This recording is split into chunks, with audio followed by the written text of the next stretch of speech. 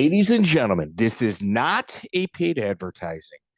TheOnlyGround.com, the THE onlyground.com is one of the most amazing places for information that I consistently go to. If you guys want to have conversations about our old interviews or even topics that we don't discuss, the group of people that are on the onlyground.com message boards are some of the most brilliant that I have ever come across.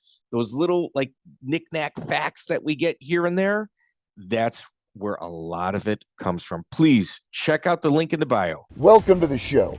I am MMA insider and Herb Dean's dog sitter, Joey Venti, and you're listening to the MMA History Podcast, the only podcast dedicated 100% to the preservation of mixed martial arts history.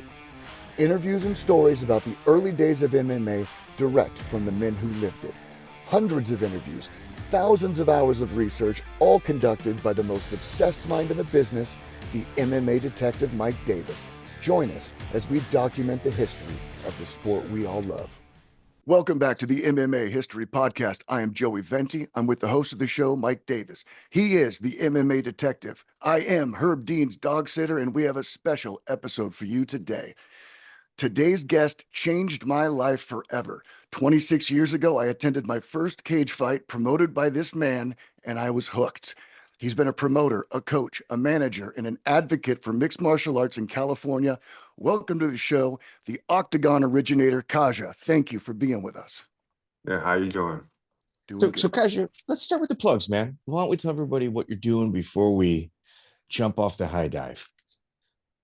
Oh, what I'm doing now? Yeah. Yeah, well, I'm getting ready. I'm just going to start doing some more fights again, getting back into the business.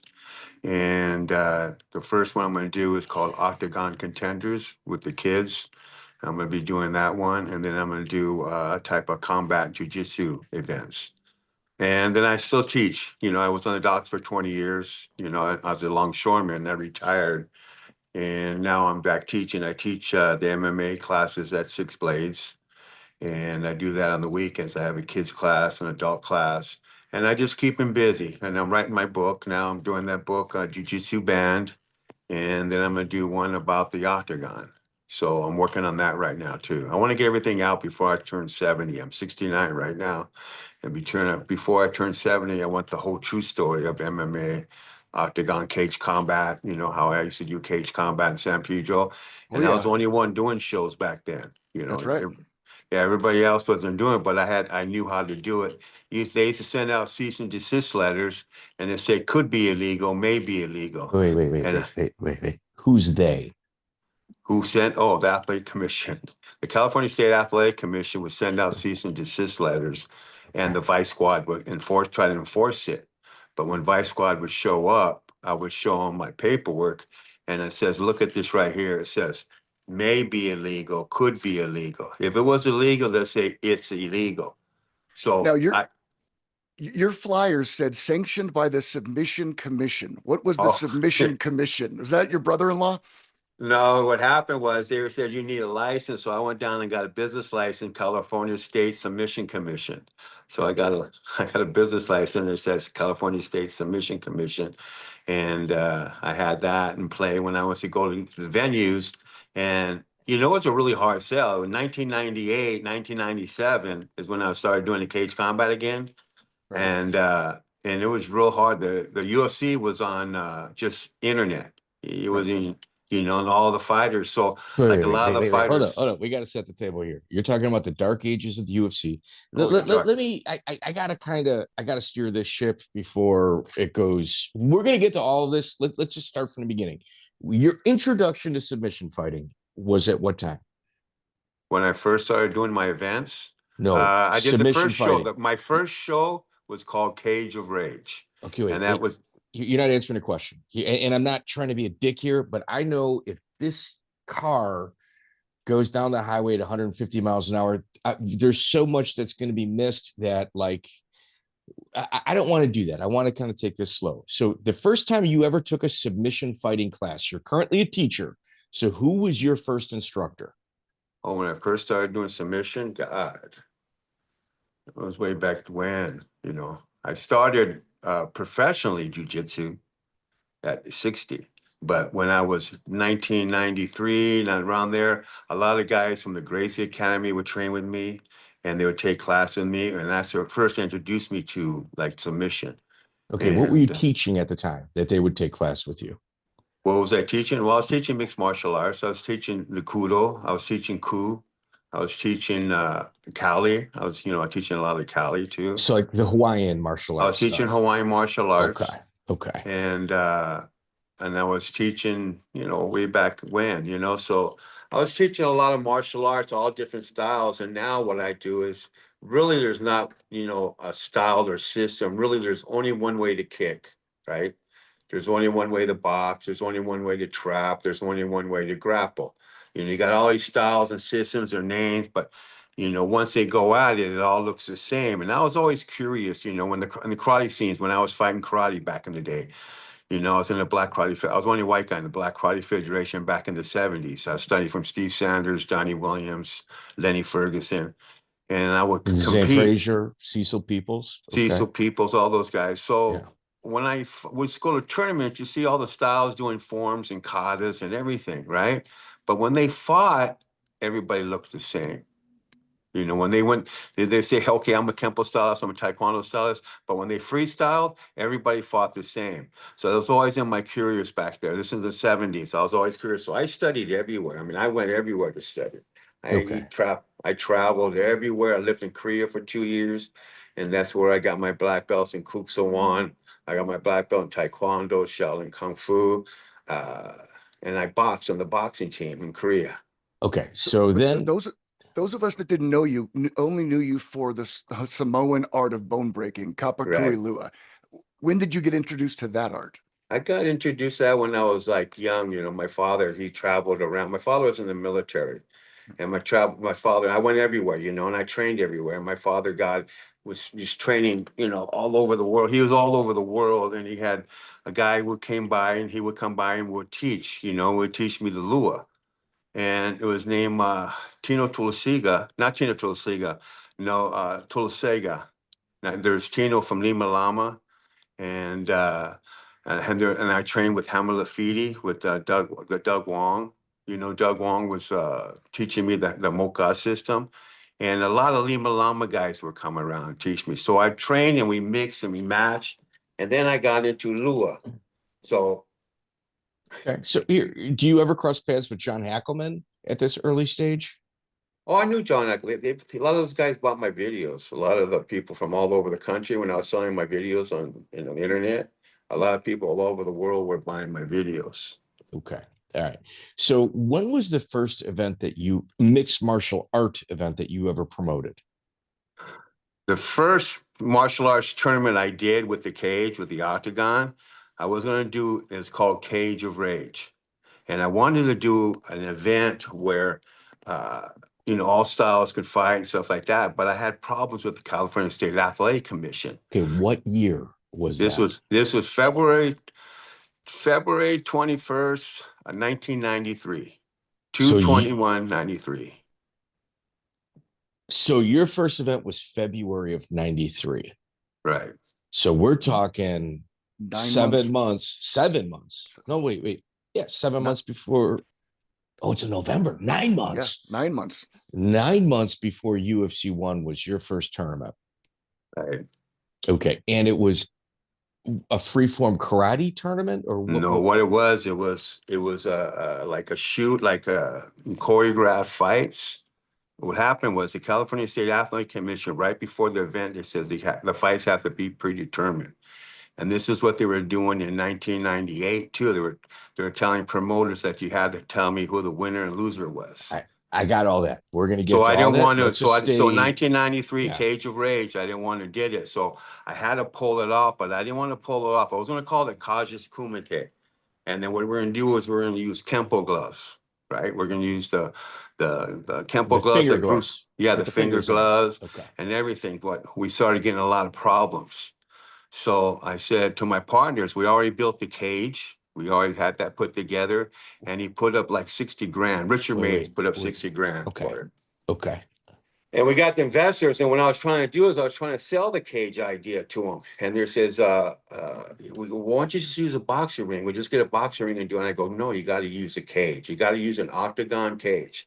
I go, so the fighters don't get pinned in the corner, and it protects the fall. Plus, it has the ambience. You imagine the first show being a boxing ring, the UFC, if they did it, it wouldn't have gone as much as an octagon cage did. Let me just interrupt. And I apologize, dude. This is all fascinating. I just want to historically set the context properly. What did the original cage cost you, and what year was it manufactured? Okay, 1992, we started putting it together. Okay. Yeah, 1992. If you see on my webpage, octagonnation.com, if you go under Kazja Kombat, you'll see all the proof. 1992, we drew up the first flyer and stuff. He was putting it together. On that flyer, it says 1992 copyright, and that's where we first started doing something called Kazja Kombat. Okay. But I didn't want to put my name behind the show, so we changed the name to Cage of Rage. So we had to change it up. So what we did is like the UFC's program that says Kempo versus boxing. This site. Right. And my flyers, you see on that Cage Rave flyer, it says the Kempo Kid versus so-and-so. So these were staged fights, but I wanted to put out to the world that this would work. But the Athletic Commission was pushing me. I couldn't do a real MMA fight. Okay, here's the pushback. So the state, they're not allowing it, but they would allow karate tournaments, like contact karate tournaments, to take place. So what was the issue? Was it the playing surface? So what they were doing, they didn't want to, they seen this and they didn't want this to go, but we changed it up so we can make it work. But in 1998, okay, when I started doing my shows again, I found a way of doing it without the Athletic Commission bugging me. Yeah, with the loophole. But wait. So where did in your head, what inspired the octagon? In my head was by octagon. Well, I just wanted to was it a dream? Was it like you saw something and it kind of clicked? A movie? I mean, it had to been something. No, I just wanted to do an octagon cage. I wanted to do a fight in the cage because we did stick fighting. The first Cage of Rage, we did a full contact stick fight. And our cage, the first cage was real high. So you couldn't, the stick wouldn't fly out in the cage. So we had a full contact stick fight. And that was a real fight. We did a real full contact stick fight at that event. Was that with the Dog Brothers? No, they had two of my students, they fought. They wore hockey helmets and motocross chest protectors. And then we used, instead of a Kali stick, we used like a shorter Kendall sword. And it was really, they do kick and punch. So the first round was single stick. The second round was stick, feet, and hands. And the third round was stick, feet, hands, and takedowns. So at the third round, you can do takedowns. So that was that stick fighting show. And then I pulled off the show. It went really good. We got media, we got attention. Where was it at? That's when Art Davey and Gracie came to my show and they saw the octagon. They were there that night of Cage of Rage. Okay. All right. So you also licensed the cage out to a movie pre-UFC 1. No, I didn't license it out to them.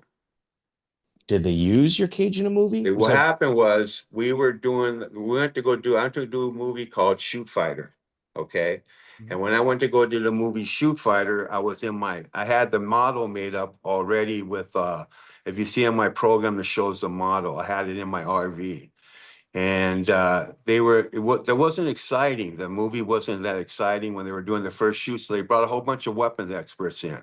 They brought all these people in to do those stick fights.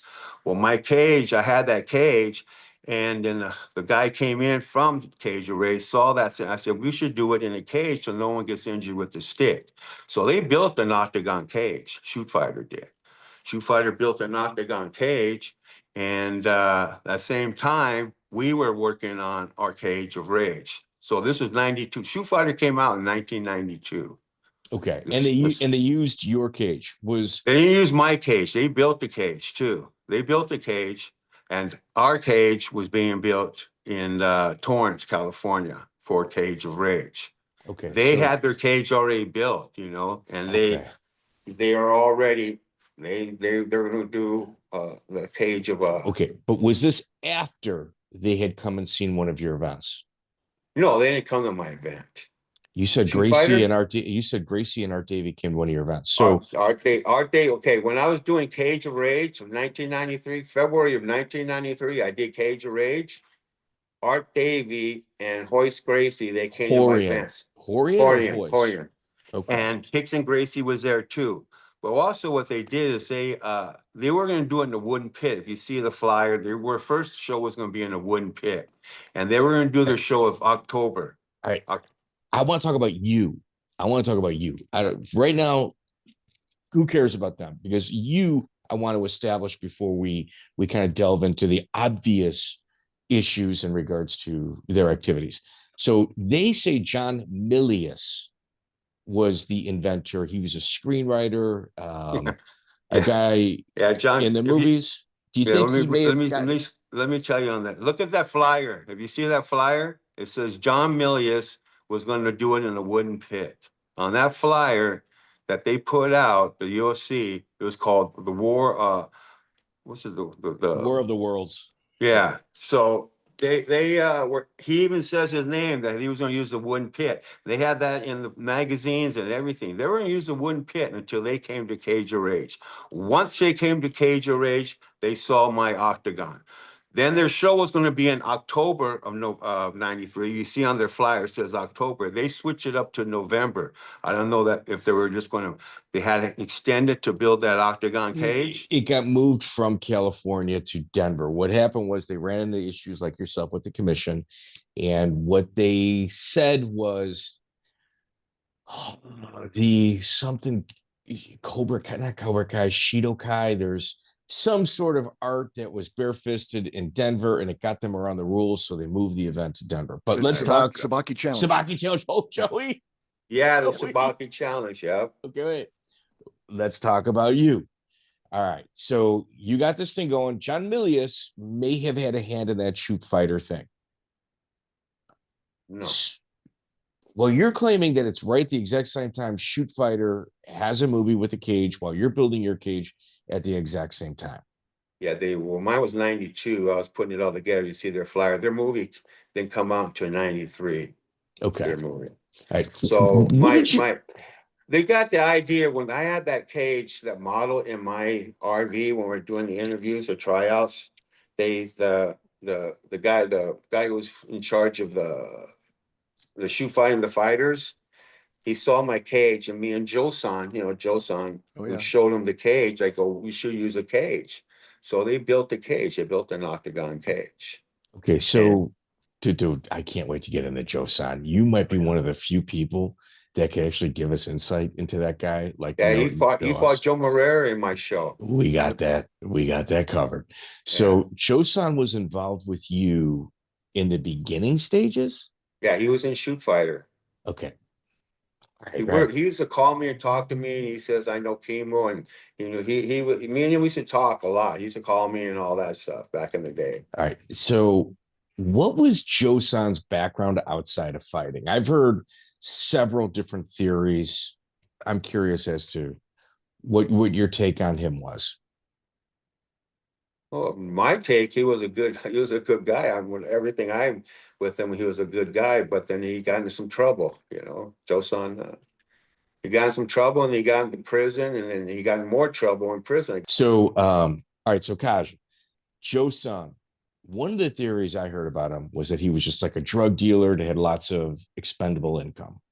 Well, I didn't realize that. He lived down in Orange County, and I live up in San Pedro. So I never knew his personal life. I just knew he was doing movies. He did that movie with Dolph Lundgren. He did a couple of movies. He looked at like Odd Job, Joe. So how did he make his money? I have no idea. I have no idea about that. Did he appear to have money? Not really. I mean, I really never seen it. Me and him, when I was trying out for Shoot Fighters, me and him did a stick fight, and we did our demonstration, and we got both hired. But then they put me with Rick Kahana, and I did my stick fight with Rick Kahana, and Rick Kahana did the nunchucks. So I fought Rick Kahana. He's passed away, unalived. He passed away, and But Joe-san, I don't know what happened to Joe. I haven't really kept up on Joe-san lately. All right. So let me fast forward just a little bit because I can't let this go. I'll forget. When you see Chemo walking to the ring with religious passages, carrying a cross, as well as his pre-fight speech in regards to traveling all over the country, beating people up in the name of the Lord Jesus Christ, what was your take on that? It was entertaining. Yeah, he walked in with that cage, and Joe-san was with him too that day, right? Yeah, he had I don't know. bikini. They turned into religion, Well, I they had guess. bikini clad women holding up Bible passages on signs.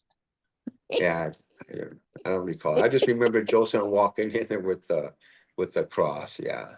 The question is, prior to this event, did you know Chemo and Joe-san as religious people preaching No. the word? Okay.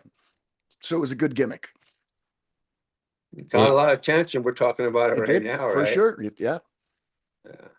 It troubles me to believe that they falsified their way into getting collections to beating people up in the name of Jesus all over the country. Oh, did they? I didn't know that. Yeah, that's Chemo's pre-fight interview. I mean, that's what he said.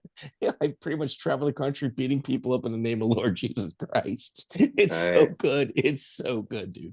All right. So Joe-san, you don't know him as a drug dealer, correct? No. What I never about knew he sold drugs. I never even knew he did drugs, really. I never knew him as a drug dealer or anything like that. I just thought he was doing movies, making money in movies or bouncing at nightclubs or whatever. That's what I thought. Yeah. Okay. So when you saw Joe's son in the I don't know, the with the Stingray Speedo, I think Stingray in the back Speedo. And he fought Hackman. Who did he fight? Yeah, Keith. Well, Hackney, but he also did that like shock you, or did you think maybe this was part of the game plan? Like this Speedo was gonna cross Well, cross he the was finish line scared of they were going to victory? pull it off. That's what I heard. He was scared they were going to pull them off, and that's why he tapped out. He was scared his G-string was going to get come off, so he tapped on the fight. That's what I heard. That's the first time I've ever heard anybody like use that excuse. What about like when Hackney punched him in the groin like 25 times? Did you talk to him after that about that No, incident? I haven't. I didn't never talk to him about that fight. No. Oh, fuck. I almost want to take a collect call from jail from that guy. Yeah. I really do. Okay. Let's Is get he to still alive? Yeah, he's in like he's doing what it is he's supposed to do. He's in the special handling unit. He is in the place he is supposed to be in. Yeah. Yes. All right. So in the 1980s, you had a stick fighting tournament with boxing trainer Juanito Ibarra. How'd you know that? That's why he's the MMA detective. Man, Joe, you're getting good at that. Joey, dude. That was a good one, Joey. Sorry. Yeah, in 1980, I did they made me say it was an exhibition, right, to get away with it, right?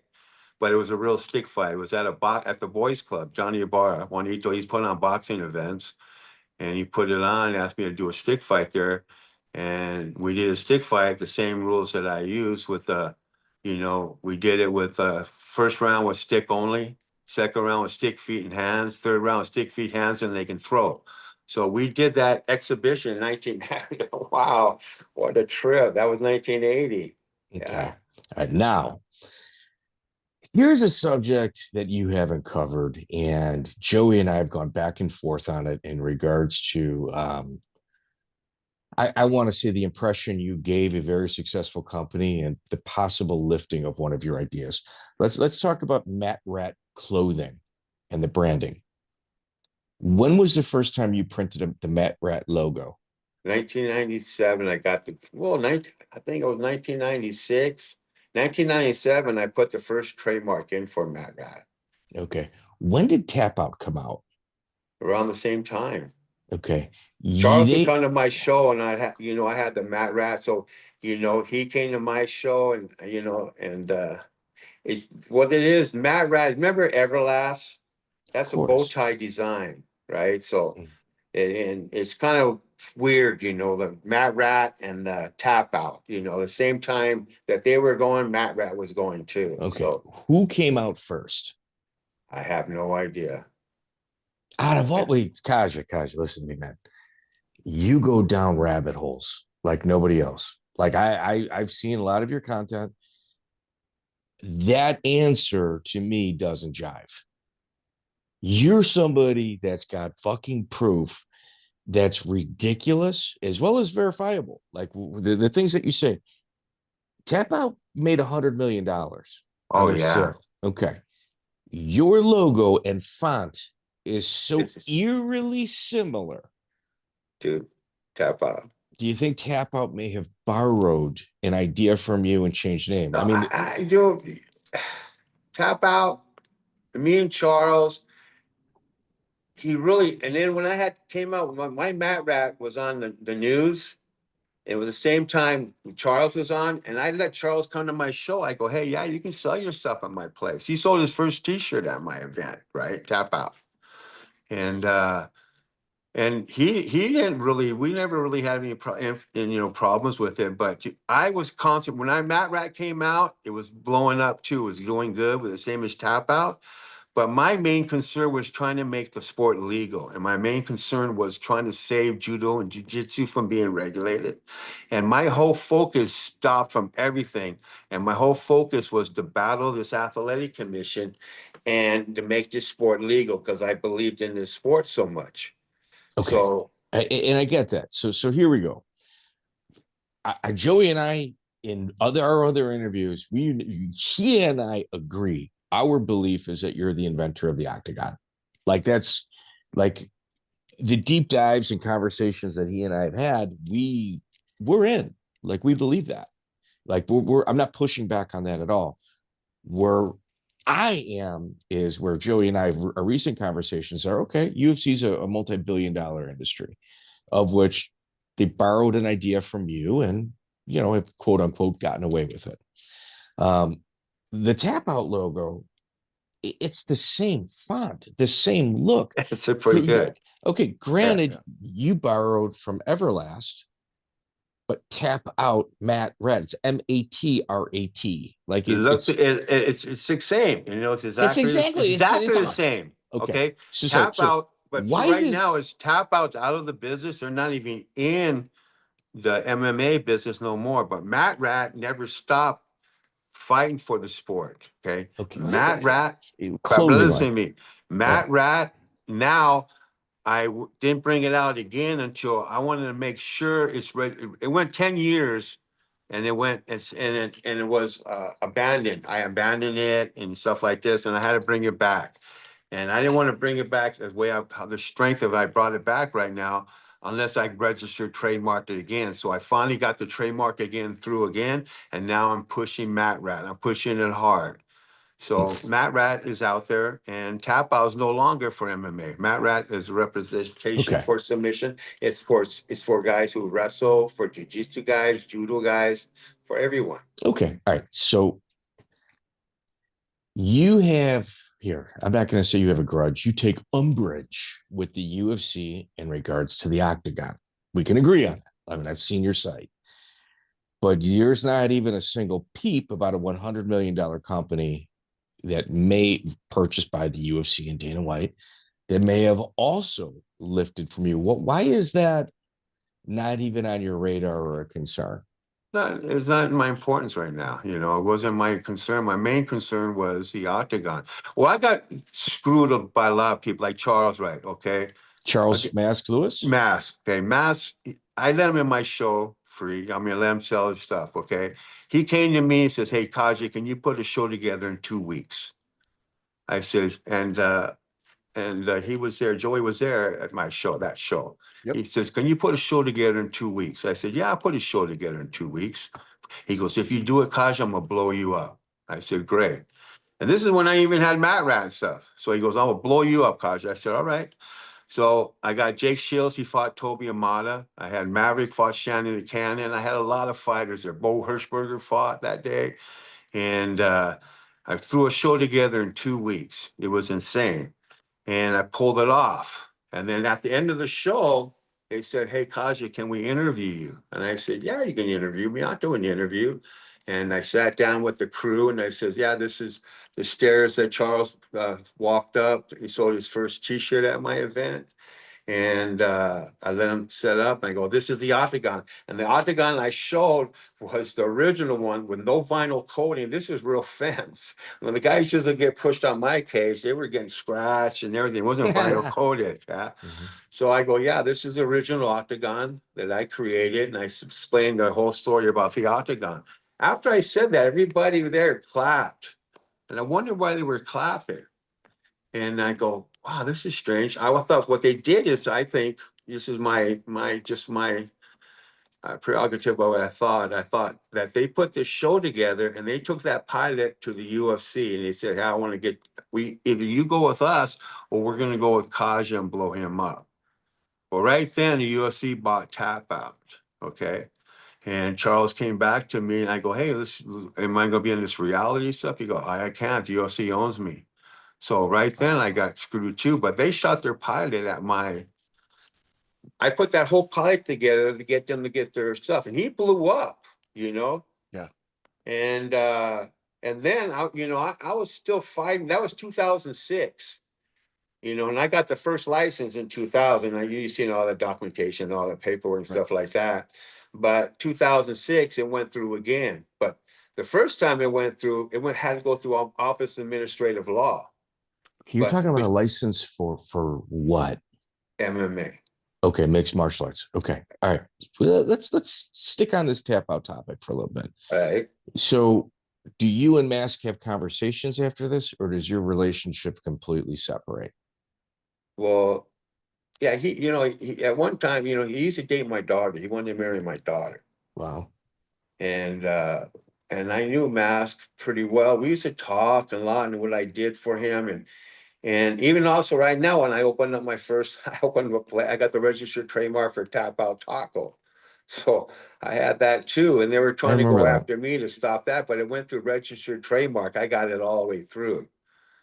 And that thing would have went off. I had opened the first one, it was in Long Beach, but they came in, I had an injunction on me and they came in and scared the owners and stuff like that of the place and my partners. So that never really flew off, Tapout Taco. So okay.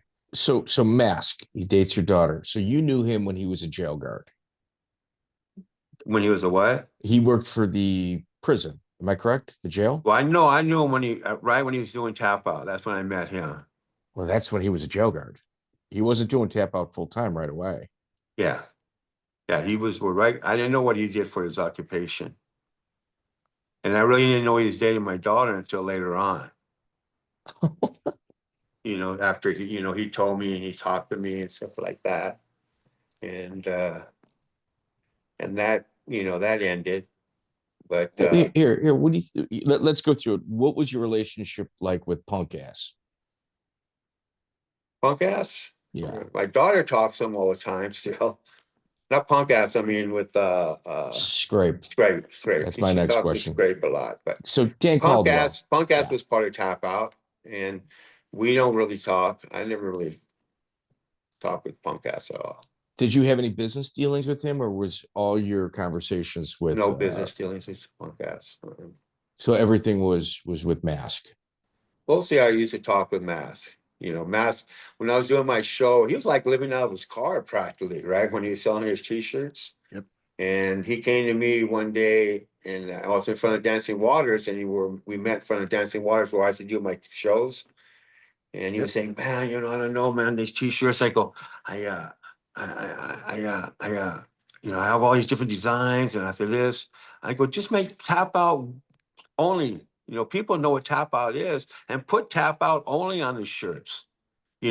Just make it really big and put it on the shirts. And I did that, and he did. He made it out. Tapout blew up, and Tapout blew up because of the UFC. That was the main thing that helped him. But UFC saw Tapout. They saw my tapes because I sent that tape to the athletic commission and it showed Tapout and they were seeing all the stuff and that's why they teamed up. What was your relationship like with Gregory Truelove, also known as Scrape? Scrape, I really never talked to that much. I used to just see him at the shows, and we weren't really close. The only one I was really close to and I really talked to was Charles. So Mike Guyman as well. Do you remember when Mike Guyman was with them? With who it was? Mike Guyman Yeah. fought for Kazja. Yeah. The Joker, they called him. The Joker. Yeah. Oh, okay. Yeah. I really didn't talk to him that much. So when they split, when the Joker split with those guys, you weren't. Didn't really get involved in. I didn't get involved in that. Yeah. Yeah. He was just another guy that had a story about getting screwed over. That's all. Oh, my Guyman. Okay, yeah. Yeah. He did all the artwork, didn't he? I don't think he did the artwork, but he was one of the first guys sponsored by him, and he was a big part of the Tapout TV show. I think the artwork was done by Tom Atencio, who later became affiliated with Affliction. I know Tom printed their first batch of T-shirts. Oh, did he? Yes. Yeah, in his garage. Do you remember Tom Atencio? Yeah, you remember he did Affliction, yeah. Would he come to your shows as well?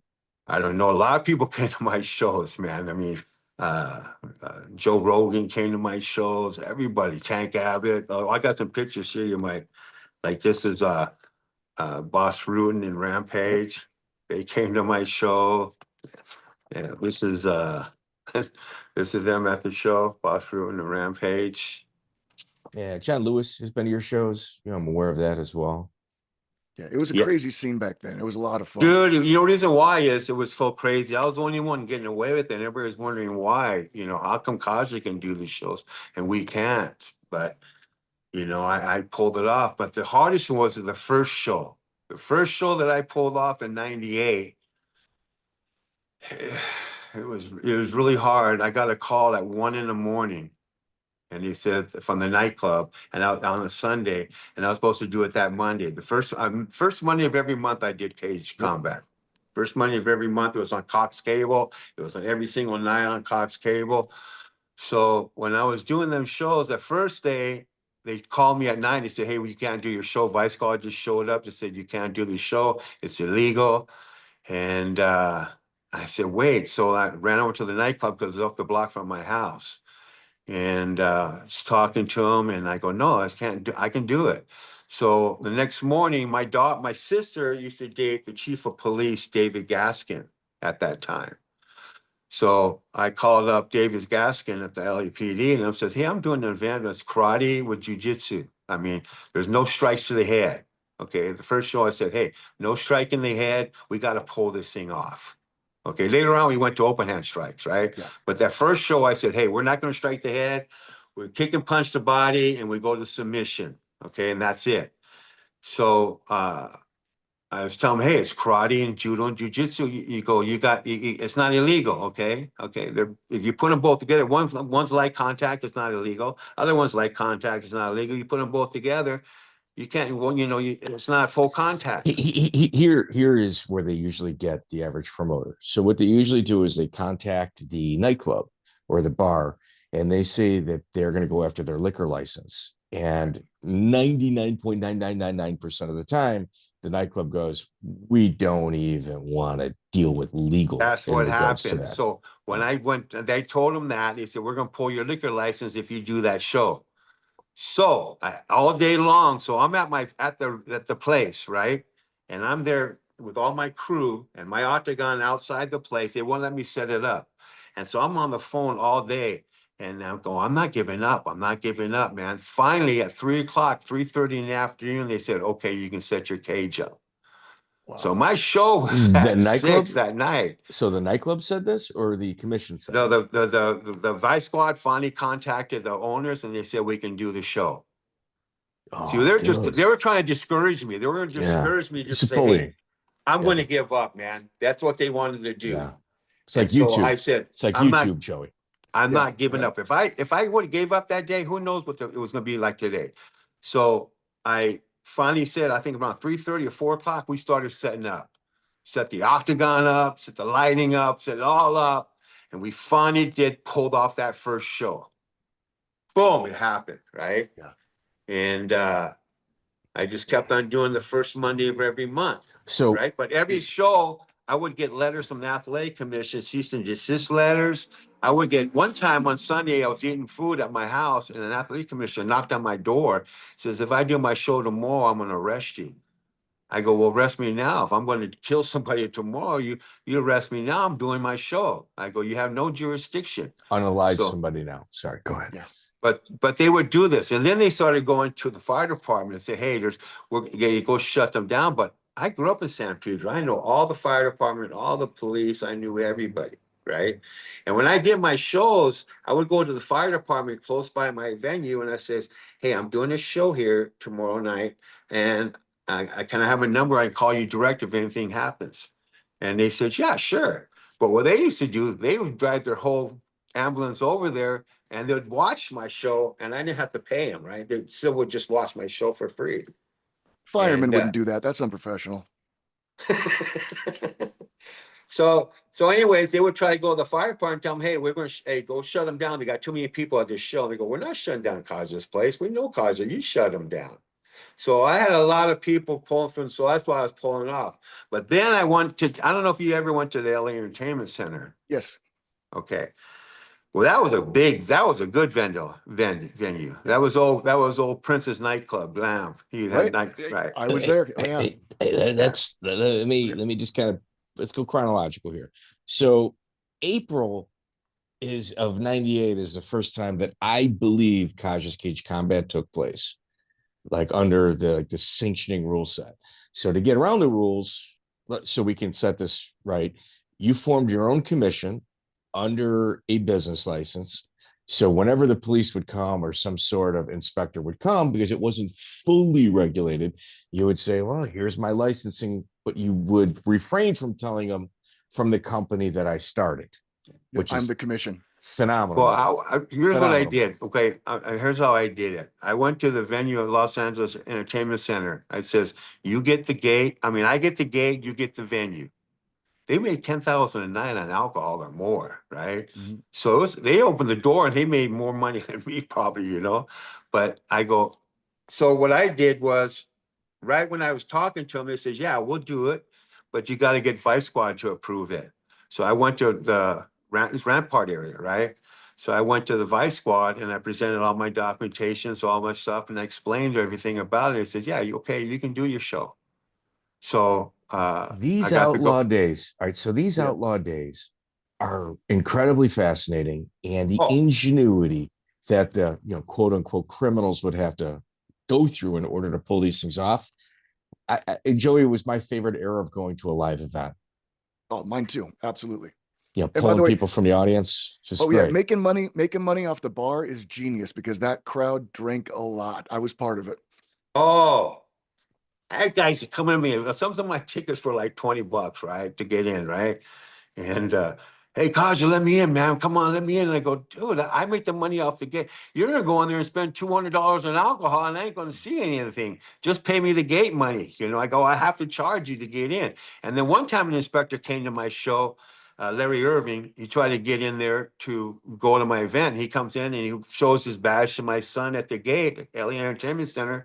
Says, "Yeah, I'm so-and-so and so-and-so. I'm from the California State Athletic Commission." My son said, "Okay, that's $30. My son charged an athletic commission to get into my event. You know what? They were there for mal intent, 100%. Like and to be honest with you, if you had a video of him badging his way in, in today's day and age, he would have lost his job. Right. Yeah. That's a big no-no. So here, 98, you mentioned Beau Hershberger, one of the few Rickson Gracie black belts. So Beau Hershberger, I knew him really good. He said we had a place in Torrance. I don't know if you ever did you ever go to the 228th Street gym fights? Absolutely. I went to one, yes. Okay. It's in the parking lot behind the gym. We had a house with a gym in the front, and in the back we had an octagon with bleachers with a tent, right? 100.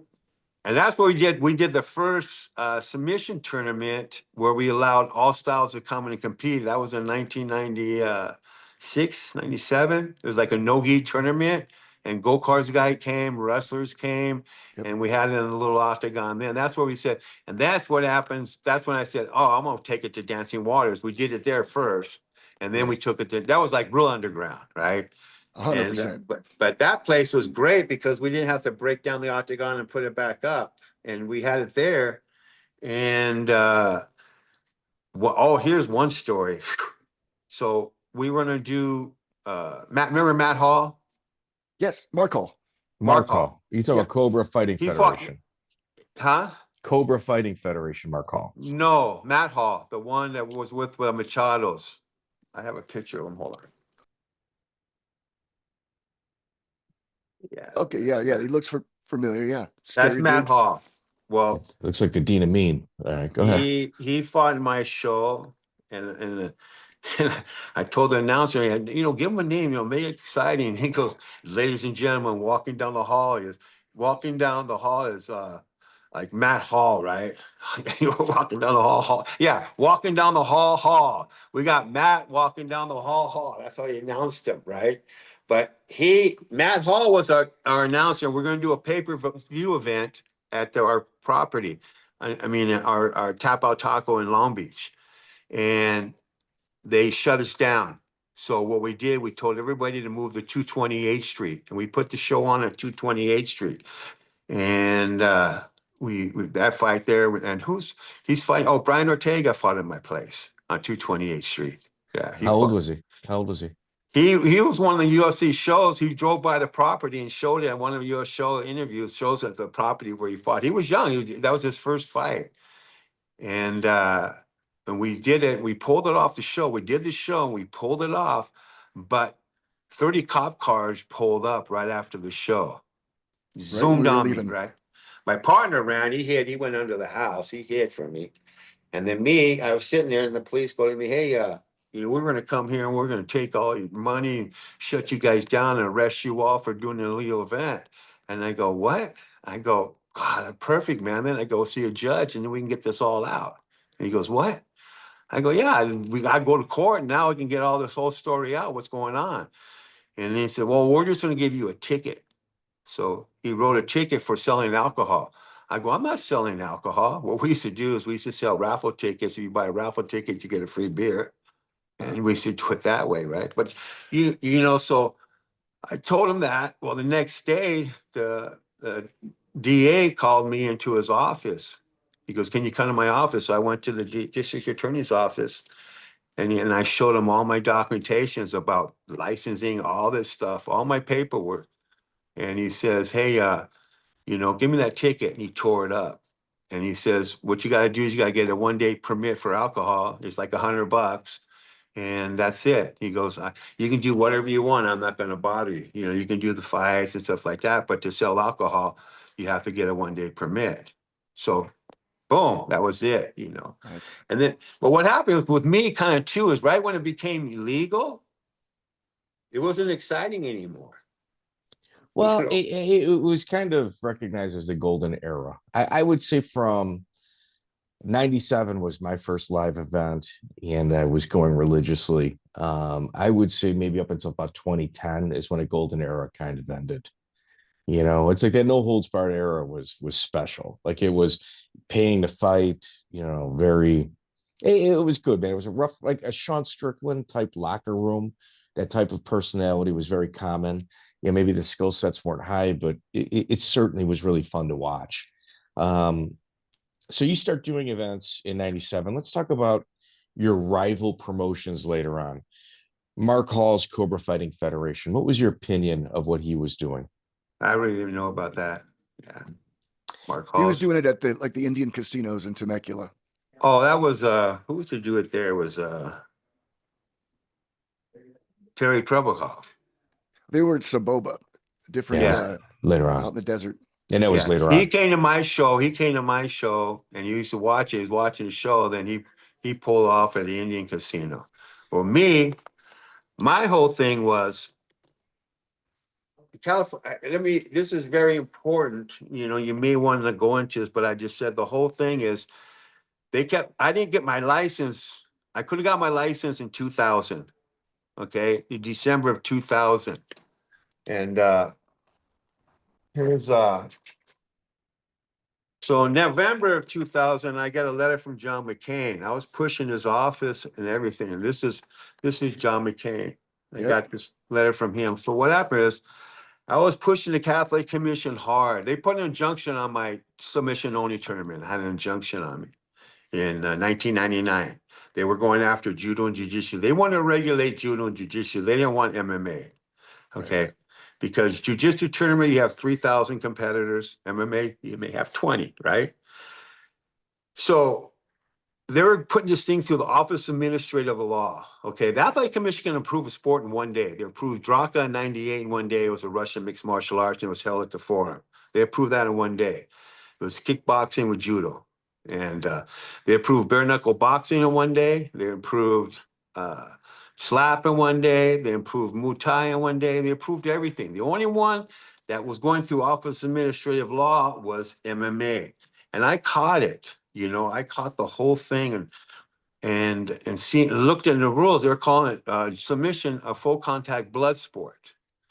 And they were going after it hard. And they even said, you know, I had that injunction on me, and they says, hey, we'll give you the first license, the only license for a whole year, and no one else would get it if you give up jujitsu.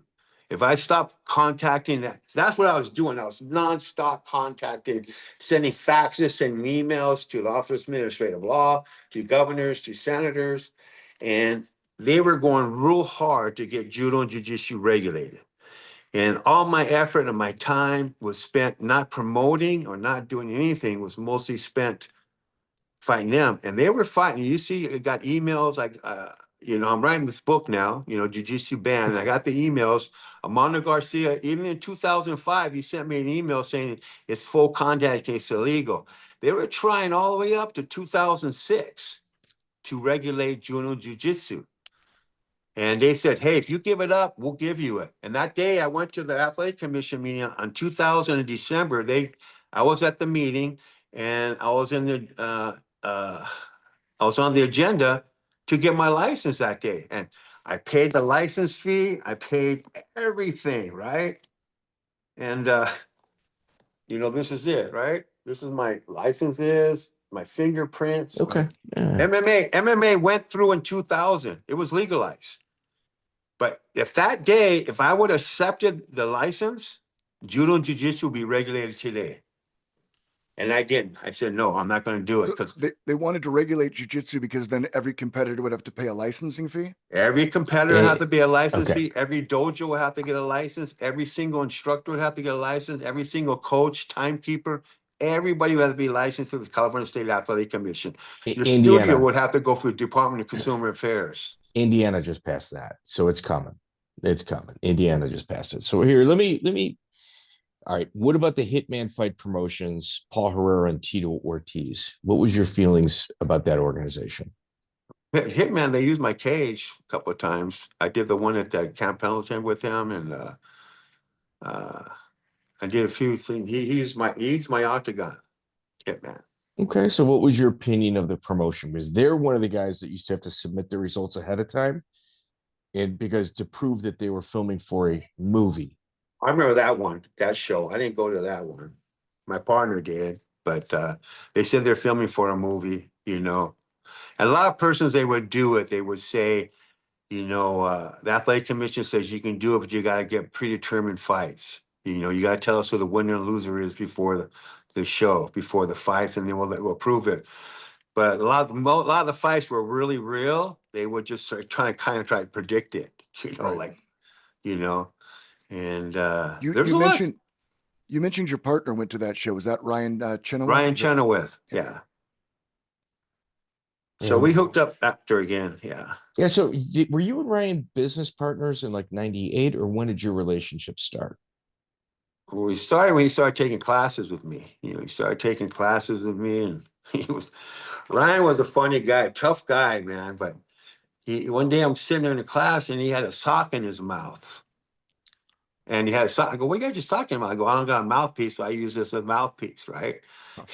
Ryan was a really, really tough guy, but Ryan was really good and very, very determined and strong and very good businessman with me. So what happened was, he says, hey, I got this property in Torrance. He was taking it with me. He goes, let's I want to go teach over here and have classes. Let's have a neutral grounds. Let's have a thing where everybody can come in. Like back then, you didn't have tournaments. You had if you're in jujitsu, you go to a jujitsu tournament. You had to be like part of a jujitsu school. If you went to a judo tournament, you're a judo organization. No one had no gi submission fights. So I gave him my octagon. We put it in his property. It was like a backyard. His backyard, well, the first octagon was inside that little warehouse where they used to train, where Beau Hershberger trained, where we trained Randy Couture, where we trained Crow Cop. A lot of people came there to train because we had the only octagon back then. So we pulled off that tournament. I go, listen, we're running. You're not going to make money in a dojo. We'll make money on events. He goes, okay, let's put a tournament on.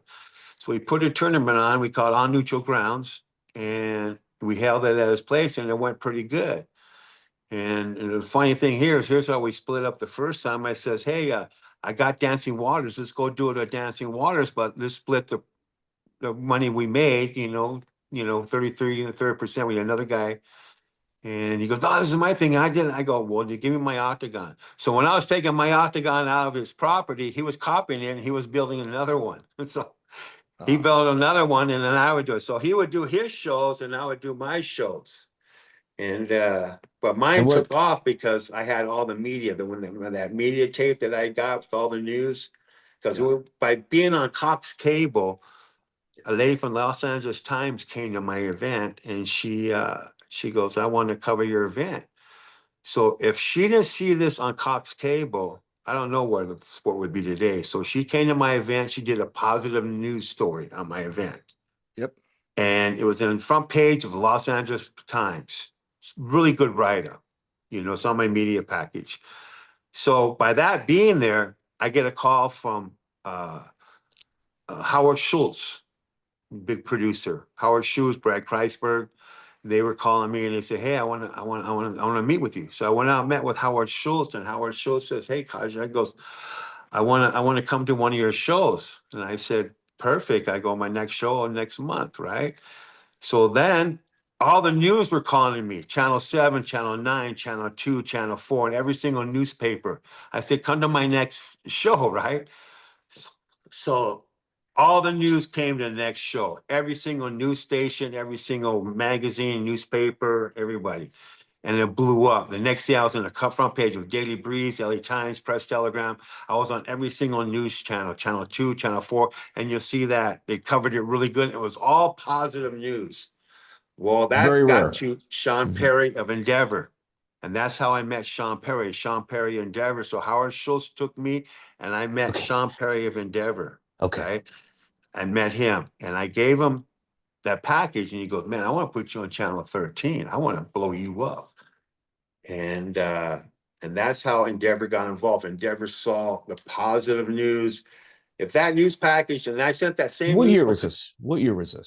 This is 1998. So it's the same Endeavor that eventually bought the UFC. So what happened was, I told Sean Perry, I go, and then I had pay-per-view also. Okay. The pay-per-view company was called Global Entertainment. They said, you got to get Vegas to approve it. I know you got a license in California. You can do it in California, but let's get Vegas to approve it. So this is, dude, you're talking like you're talking like UFC 30, UFC 42. So you're looking like that's like 2002. 2000. This goes from Las 98. Vegas? I'm talking with Sean Perry. Sean Perry wants to put me on his show. I give him the idea, said, hey, let's just shoot at my property. We'll shoot at my property. The fighters living there. And he got kind of scared because it wasn't approved by the athletic commission yet. This is when I was underground still. Okay. So I had to get it approved. So 1999, 2000, I sent packages to Nevada State Athletic Commission. I sent it to packages of what? Like, what do you that video package you see on my media package? That whole package that shows all the news, all the positive news.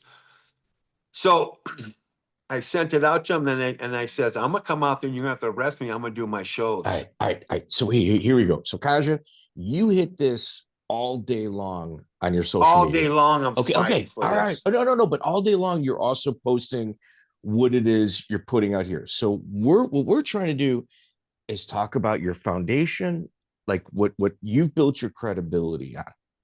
So I'm not trying to be rude here, but like you've posted this story, I don't know, Yeah, a lot. 15 times in the last 3 years, which is, and I'm not saying it's old news or not important or trying to diminish it, but it's out there. But what we're trying to talk about is things that maybe aren't out there. So I believe April of 98 was your first tournament. And dude, you had to rob Peter to pay Paul. You had to do the okey doke on a business license. And I'm going to be honest with you, it's incredibly slick. California is notorious for trying to figure out why people shouldn't operate businesses and shouldn't be successful. And dude, you went through, what are we going to call it, the bushes first. So you got all the scratches on you. You know, the other people came in behind you.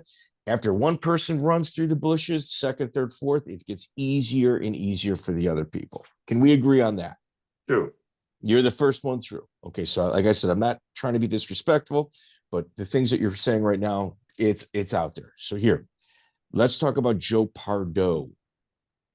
Oh yeah, Joe. He fought my show. He fought your first time that I saw him fight, because your first 5 events, they're not listed anywhere. I can't find results. But what I can say is Joe Pardo fought on your 6th event. At the time, he was with Gracie Torrance, correct? Yeah, Joe's a good guy. Real good guy. Real good. He was guy. a cop at the time. He was a cop and big ticket seller. He fought at the Gracie Academy in those tapes where he fought that one guy, that sounds like that martial art guy, and he beat him up, was elbowing him in the head. Yeah, you know, Joe the first Pardo. Gracie tapes. The Gracie challenge. Yeah, Gracie Yeah. in action. Gracie in action tapes. Yeah. Joe Pardo. What was your experience like dealing with him? And did you have to deal with one of the Gracies? Was it an expensive get? No, just Joe Pardo. Joe Pardo went to school with my partner, Ryan Chenoweth. So they knew each other really good. They played baseball together. So that's how I met Joe Pardo. Okay. And then Joe Pardo, he fought my show. He fought Scary Jerry, the one that fought Dan Severn. Yep. At the King of the Cage. He fought Scary Jerry. And I was at that one. But that day, Joe was kind of like, he was under the weather. You know, he still fought though. Yeah, we interviewed him. Yeah, he told us he wasn't feeling good that day, and it showed, but it was still a good show. Yeah, he was like dehydrated, you know. He was like he fought Scary Jerry. You know, the thing is though, he still fought. It is what it is. You know what I mean? That's one of the most honorable things you can do. We I mean, it's one of our favorite interviews of last year, is Joe Pardo. Tracy Hess fought for you. He fought for me. Chris Brennan fought for me. We got Tracy Hess. What was your experience like dealing with him? Love Tracy Hess. I still deal with him. You know, some of my fighters fight in his show. With Knockout, with Antonio McKee. He partnered up with Antonio McKee. On the internet, the Universal Above Ground Fighting event? Oh, I did that with that. I helped out Antonio McKee. Yeah. That's Antonio McKee's event. Yeah. Antonio McKee, he lived at my property. He lived at my house with AJ. AJ was a little 7-year-old then. And they lived at my property on 228th Street where we had the cage. Yeah. They were living there at the time. Yeah. Antonio McKee. Maverick lived at my place too for a while. So Antonio McKee was a very big personality. Best guy in the world. Loyal, you know, respectful. You know, a lot of guys I would rent my cage out, or they'd put an event on. Antonio will go up there and he'll speak of me. He'll say it to the crowd and say, "Thank you, Kaged. Thank you for all this," you know. And he's always respected me, and I always respected him. And we still talk today, me and Antonio. Yeah, he runs a successful amateur show out of his gym. Yeah, to this day. Yeah, the body shop. Some of my girl Kaylani fought there. Kaylani fought in one of his shows. Yeah, Antonio is. There's not many rooms that can fit his personality. Yeah. but a brilliant mind, absolute brilliant. Strongest guy in the world. You ever shake his hand, and he's insane. The guy can just grip your hand, and man, the guy, he has that Neanderthal strength. Antonio. Great wrestler, very good wrestler, but he couldn't make it in the UFC because they don't like wrestling. They wanted him to mostly stand up. But he would just ground, he would just take you down. That's how Antonio was. He was the original Jake Shields, the original Ben Askren was Antonio. Yeah. Yeah. Yeah, brilliant mind, brilliant mind.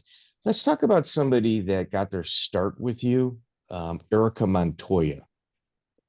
Oh yeah, Erica Montoya. She was with me she trained with me when she was like 12, and she fought in my cage combat at 14. Yep.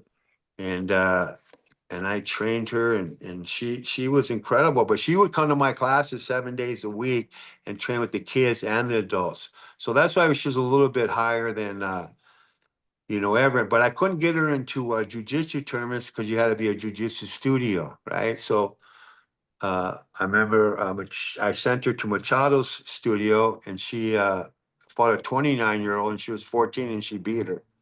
Okay. So they wanted to. They said, hey, can she fight for us? Who was that told me? John Gray. The guy who owns So Ryan, huh? on the mat is Scotty. Ryan Gray. Okay, so Ryan Gregg, I don't think owned on the mat. Oh, he's part owner of it, right? He was? Ryan Gregg was? Yeah. Hell yeah. I did not know that. And he's part of that. He fought in my show. He wore a MatRat patch on this game when he fought in my show in 1998. Right, so this is here. She fights for you. Was it your event she fought for when she was 14 she fought in years cage old? combat, and she was on the news. She was on if you see the media package, she was on the Telemundo. UFC hired her in the future to be an announcer of a Mexican channel. The Spanish commentary, her and Carlos Diaz. Joey, that's a future trivia question. All right, so Erica Montoya fights for you at the age of 14. Very controversial. Like I think that's what also kind of made the athletic commissions mad.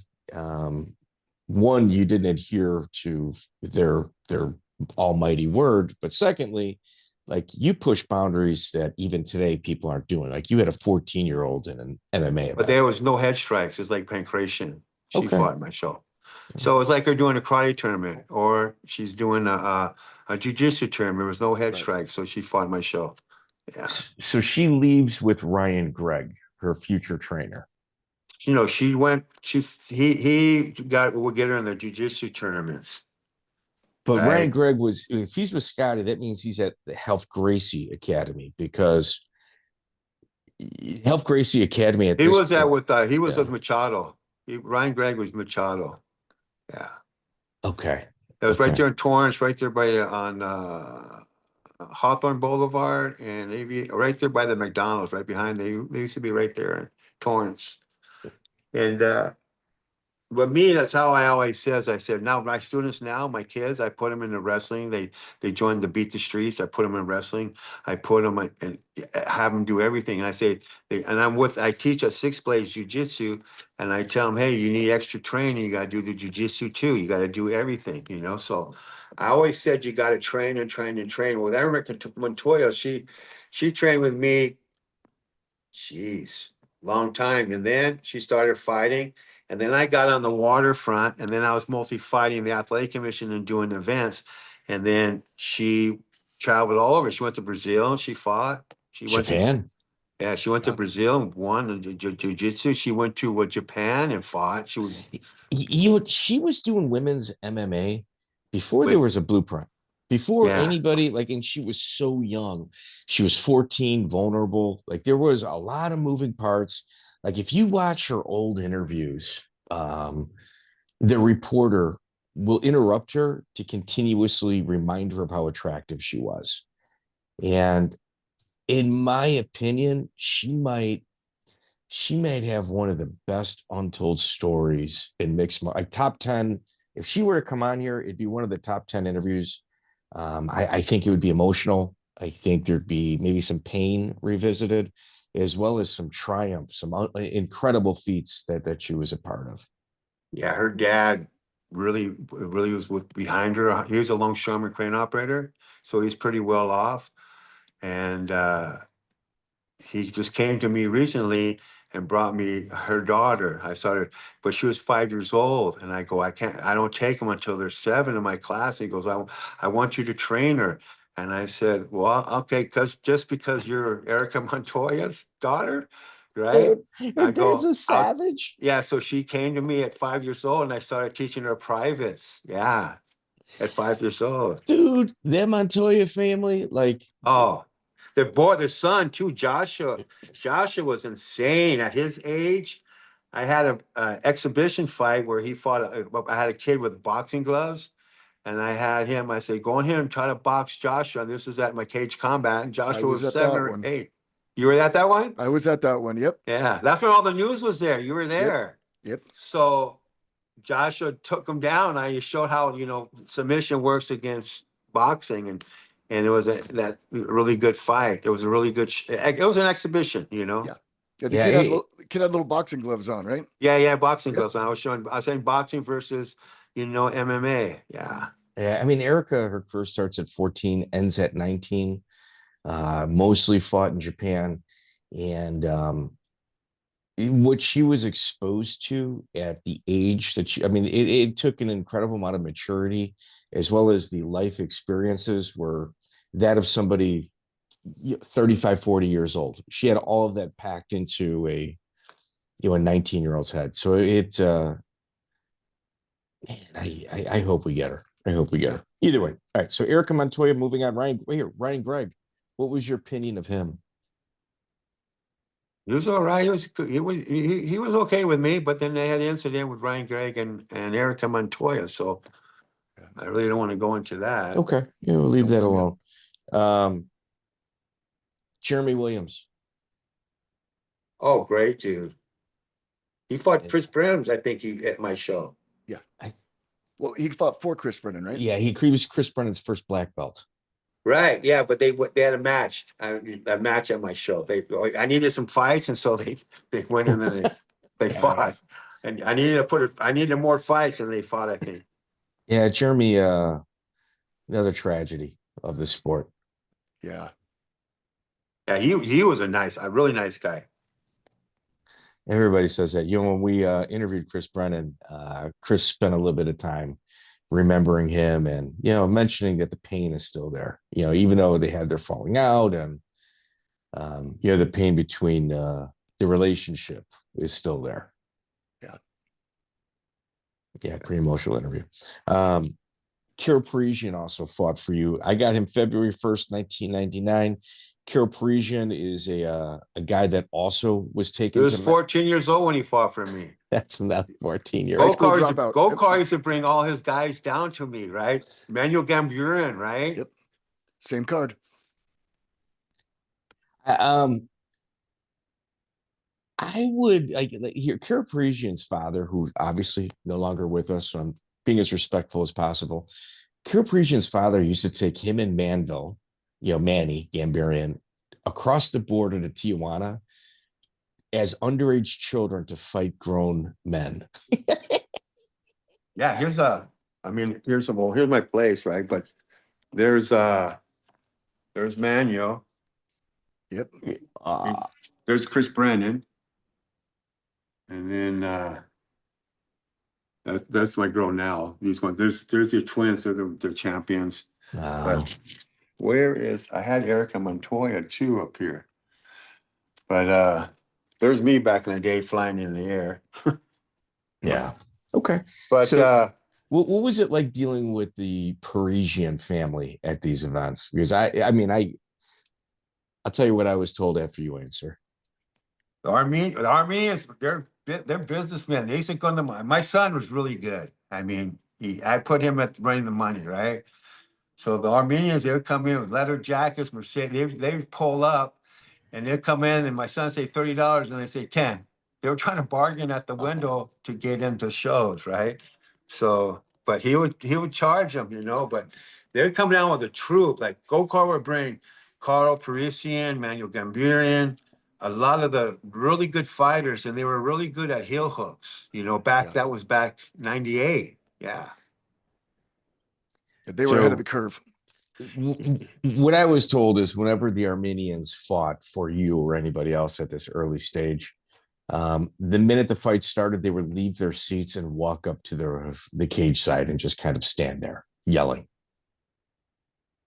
Maybe. Yeah, they would they would make their presence, right? They would really Yeah. get into the fights.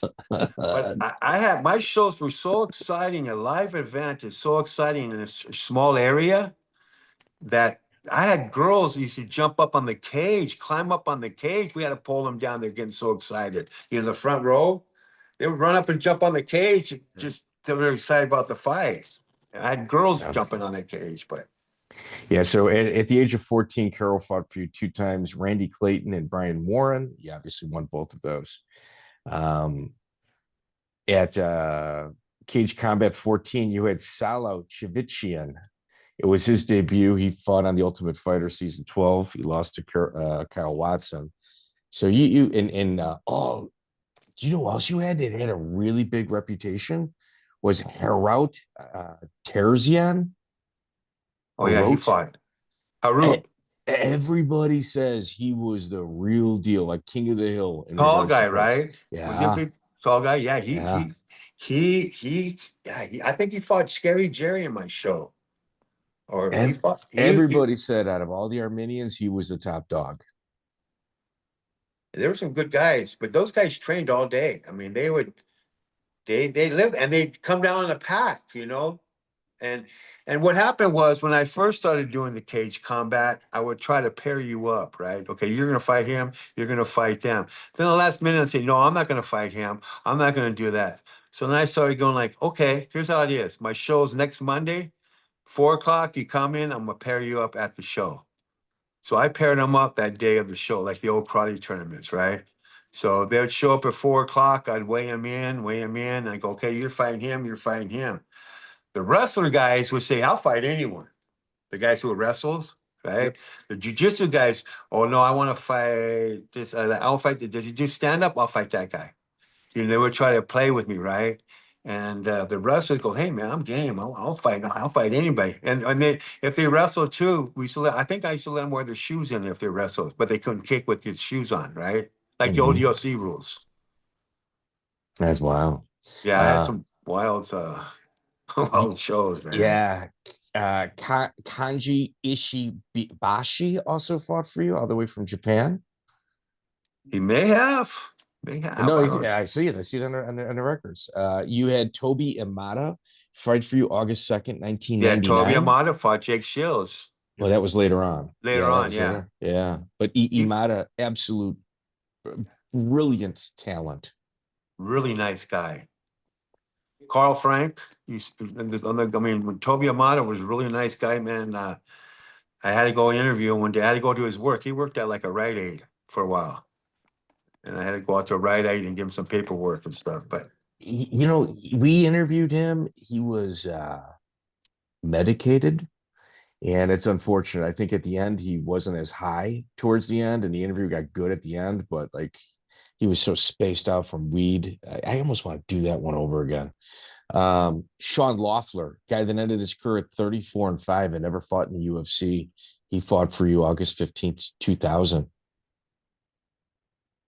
oh yeah, what was his name? Sean Loeffler. Oh yeah, I don't remember. I don't Loeffler. remember him. I don't remember him. Yeah. Gerald, you had Gerald Strebent versus Mike Meto. Um, You had no. Gerald Strebent. Let me get this for a second. What card was that, Mike? July 9th, 2001.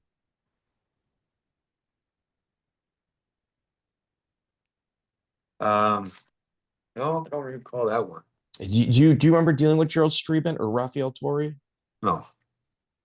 You don't remember dealing with Rafiel Torre. You know, I'm great remembering everything else in life, but names, I'm terrible with names. Okay, so Rafiel Torre was the exposed fraudulent black belt that rode for ADCC Combat, was doing color commentary for King of the Cage.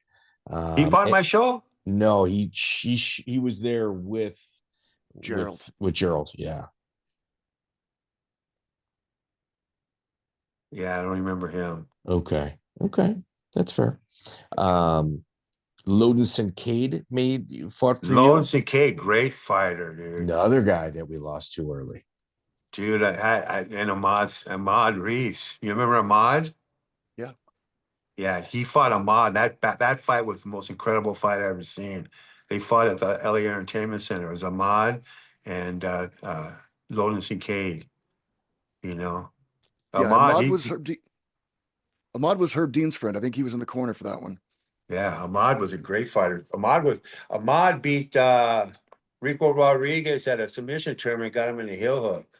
Yeah. Yeah. Ahmad was real good. Brian Peterson also fought for you. Brian Peterson fought, yeah. Another guy. He got a great jiu-jitsu channel. Very popular jiu-jitsu channel. You also partnered November 11, 2001 at Extreme Pancrase 1. Was that you? Oh, you had Marco Huas versus Jason Lambert. You definitely were part of. We promoted the second one for sure. The first one was where Huas fought. Yeah, there's one. Yeah. Oh, yeah. And then I had who else fought that night? Here. We got Aaron Brink fought Mark Smith versus Zane Frazier, Rob McCullough, Eddie Ruiz, Joe Stevenson versus Brad. Oh, that was held. Wasn't that held at the casinos? Yes. Yeah. Morongo, I think. Okay, that was put on by Alexander Bear. Did you have a hand in that? No, well, Alexander Bear, he's the one that was my program guy for the first Cage of Rage, who ended up, the UFC met him that day, and he became the program guy for the UFC. But Alexander Bear used to come to all my shows, and I've known him for years. And he did my programs, he used to do my videos, and he put that show together, and I don't know where he got the money from, but they used an octagon rope cage. It was octagon rope. And that's been done a few times. Yeah. And one guy who fought in that show was a biker guy. Matt, who was it? Slade. I don't know. He was selling a lot of tickets. That's why we have him on that show, right? And was that the guy that created the riot at Ultimate Athlete 1? Yes. That's that Pancrase 1. What happened was Slayton. Okay. Rick Slayton. Yeah. What happened was there's a riot there, and that's no more shows. That was their one and go show. That was it. Wait, so there was also a riot. And I go, why are you doing the show and you're getting all these top fighters? You're paying so much where you don't really need to, you know? Wait. So there was a riot at the Extreme Pancration shows? Yeah, no, at that one with they did Ultimate the Athlete. Okay, yeah, that's the one with the Mongols. At my shows, I never had a problem, never. Okay, all right. Yeah. So you also had the Joker Mike Guyman fight Zachary Scott. That was on Cage Combat 15. David Stepp 4-0, 4 finishes. Mike Bork fought on that card. Like you had a lot of kind of California. I don't want to insult them by calling them mid-carders, but I'll say guys that really laid the foundation. They brought their lunch to work with them. Yeah, Michael Burke was a big draw. But that's a funny one. He was from the Valley, right? He'll bring a lot of people. And I was going to do a show at the Reseda Country Club. I was doing Cage Combat the first Monday of every month, and then I was going to do the second Tuesday of every month at Reseda Country Club. So I was going to go do a show up there, and it was going to be a sellout. But then I get a call from Reseda Country Club, and it says, "Hey, Kazja, we got a call from the Athletic Commission. It says, if we do this show, I'm going to lose my license and all this stuff." And I go, "Well, let me hear that tape," right? So they played the tape, and it was Ryan Chenoweth with his partner saying they were the Athletic Commission. Oh. Right. So I go, "Oh, no, I know that guy right there. That guy's not an athletic commissioner." You know what I mean? But Dirty. it was just, that's how promoters do it. Like promoters, like regular promoters, like nightclub promoters and stuff, they do that. Yeah. I had that done to me a couple of times. So Ryan was so bad when he would print up tickets of my show, copy my tickets, and so he can get in. Wow. And so is this what created the fallout between you and Ryan? Well, we had that fallout, but then we got back together again. He says, "Hey, we got to stick together and go." And we started doing shows at at 4 and 4 Fitness right here in second Sunday of every month in 2006. We got together again. Yeah. Yeah. Him printing out his own tickets didn't. His printing out tickets. And what our fallout was right at the beginning, and then we got back together again. Then he did his shows and I did my shows, and what kind of good was it was competition that kept us going. And then when we're together, we're doing our shows. It's so hard to do a show for what we made. I mean, you need two people to do a show. Truth be told, you really do. It was so hard to do our shows, and we'd do our shows, and we would put the cage up, me and him. We wouldn't hire nobody. We would put the cage up. We would sell the hot dogs. We would do this, man. We did everything, right? So we're doing the show, and I go, man, Ryan, this is it. I'm not going to do this no more. I can't take it. And he would say sometimes, I said, all right, I'm going to just keep on going. Just give me the cage. I'll do it. So it kept us like doing it, right? Yeah. We both kept together because we didn't want to lose it, All right, if you don't do it, I'm going to do it. You know what I mean? So. Okay. Yeah. It's Jeremy Jackson also fought for you. Another one of those names with an asterisk next to it. Yeah. Yeah. What was your experience like with him? Not too familiar with Jeremy Jackson. He was on the Ultimate Fighter, jumped He the was fence. kicked off the Ultimate Fighter, yeah. Mamita was his mom. His mom just recently passed. I shouldn't say recently, about a year ago. Incredibly supportive family.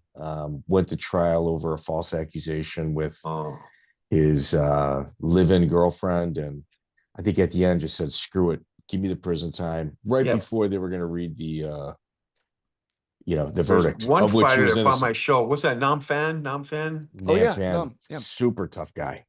But you know what? When he fought in my first show, we had the questionnaire. The first time he fought, they go, okay, where you study at, where you learn? He goes, I learned on Kung Fu Theater. Like, he'd watch Kung Fu Theater. He didn't have no training. I guess after the first show, he started getting professional training. And he fought in the first show, just a self-taught martial artist. Just walked. It doesn't usually go well for those guys, but he was talented. Yeah. I believe that he's got a couple fights with dude, I just saw him.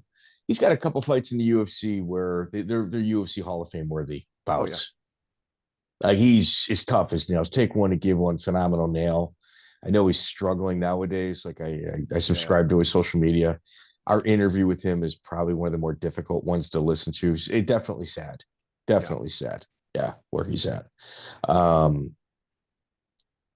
In Extreme Pancrase, the second one of which you had a part in, Joe Moriera versus Joe Son. How would you describe that fight?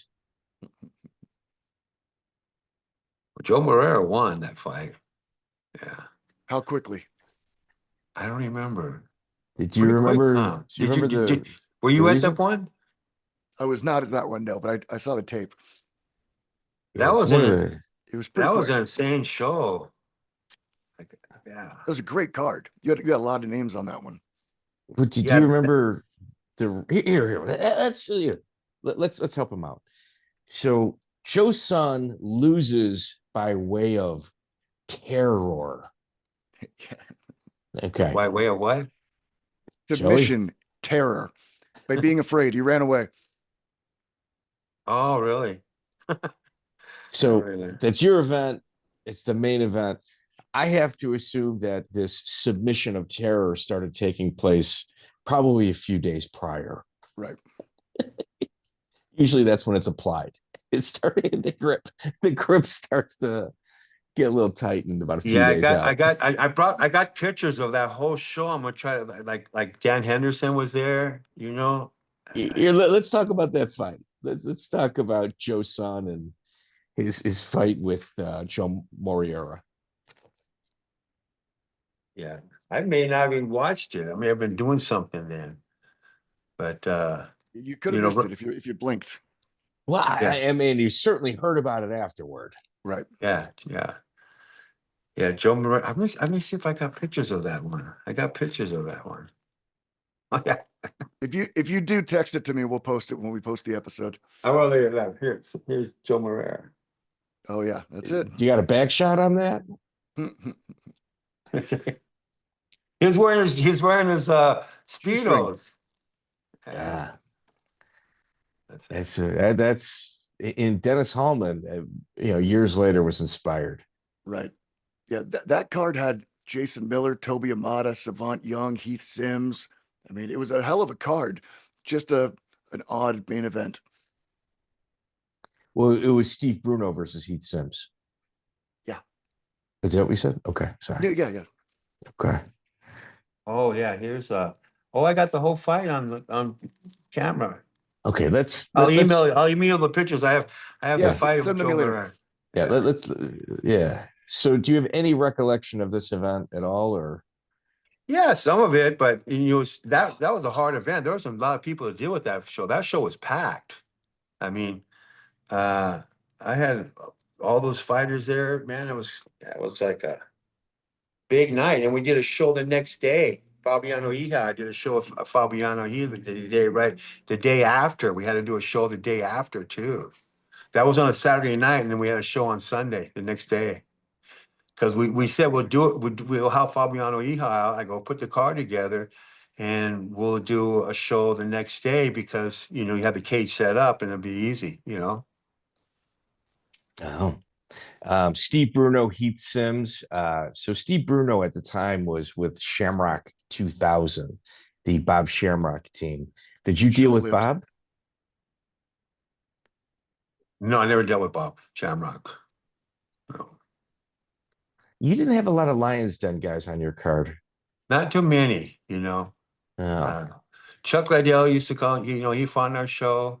Rampage fought. Wait, Joey, Heath Sims, I think, was also part of Shamrock 2000. Who? Heath Sims. He was their most successful guy. I never seen. That's why I got this notated. That's why I okay. Shamrock never came to shows, but a lot of fighters came to the shows. But you got two guys on your card from the same team fighting each other. Oh, really? And it ends in a cut, so they were really going at it. Yeah. Steve Bruno has emphatically said no to an interview. Joey, send a message to Heath Sims. We're going to get to the bottom of this. We're not going to call this an investigation. No. This is a mystery. Yeah. We're going to get to the bottom of this, like Scooby-Doo. We're going to get to the bottom of this mystery. And I think he'd be a good interview as well. Jimmy Terrell, he was the Hitman fighting champion. You had him on the card as well. Another guy that maybe didn't hit the highest of accolades, but certainly put the work in locally. October 5th, Jason Maxwell, another prison guard that fought for you. He's got a win over Jens Pulver later on. Yeah, Jason Maxwell, he was tough. He was from Texas. And he lived at my property on 228th Street. We had some guys there training, and Beau Hershberger was teaching it. Joe Pardo was there. And we had a lot of guys going through. Jason Maxwell, he beat Jens Pulver. Yeah, knocked him out. Yep. Yeah. Him and yeah.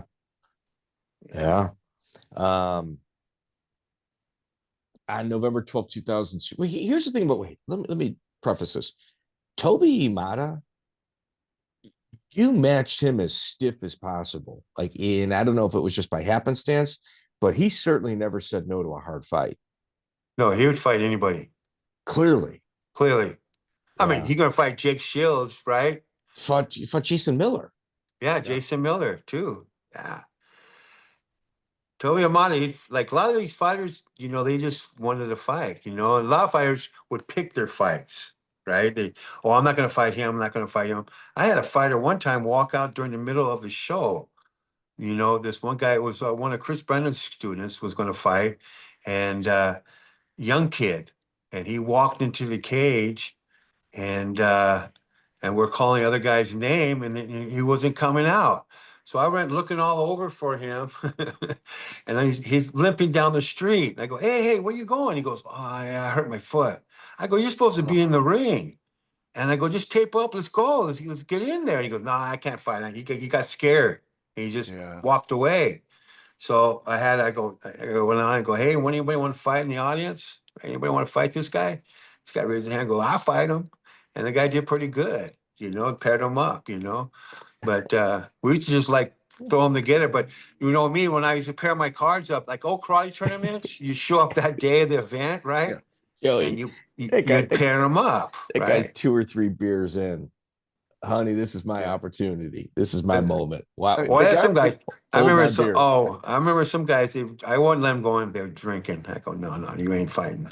Yeah, I wouldn't let the them go guy, in. the guy that ran away. How do you go back to your gym the next week? You don't. You're just done training. I think. Find a new hobby. And then you Pickleball. call me and say, I want to fight in your next show. I go, Yeah. no, No. you're done, You want to dude. be on the poster. That's what you want. You want to be on the poster so you can throw it on your wall. That's what you want. Yeah, I dealt with some of those before. Shannon Ritch also fought for you. How was it? Shannon Cannon Rush fought a few times. He fought Maverick. Yep. That's when he hurt his hand that one day. Maverick That was the day. like, That was the day we were filming Maxwell and Cage fighting, and that's the day we were filming Tapout's reality show. Shannon Cannon walked out with the Tapout, Big old Tapout jacket, and I'd say, Joey, I mean, Shannon's got somewhat, an obvious controversial career, but I've seen some of his interviews, like clips of his interviews. I think he might be a fun one. I totally agree. He was at a lot of MMA history. you know how many fights he has? Yeah. You know what I mean? Like It's 200. He was supposed to fight. He was supposed to fight in Russia, right? And with my partner Ryan Chenoweth, they were going to go out there and fight. Shannon was going to fight this other guy in Russia, and then last minute he calls up Ryan and says, "I ain't going. You got to go by yourself." So my partner Ryan flew to Russia by himself, no cornerman, no nothing. Went to Russia to fight, and he was supposed to fight another smaller guy, but the main guy was supposed to fight Shannon the Cannon. And Ryan stepped in and fought that guy, They right? flip-flopped it. They flip-flopped it on Ryan, right? So Ryan's in Russia with no cornerman, nobody representing him. And he steps in and he's fighting this guy, and he got the guy in a triangle, had him locked into a triangle, and they broke it apart and stood him back up. That sounds like Russia.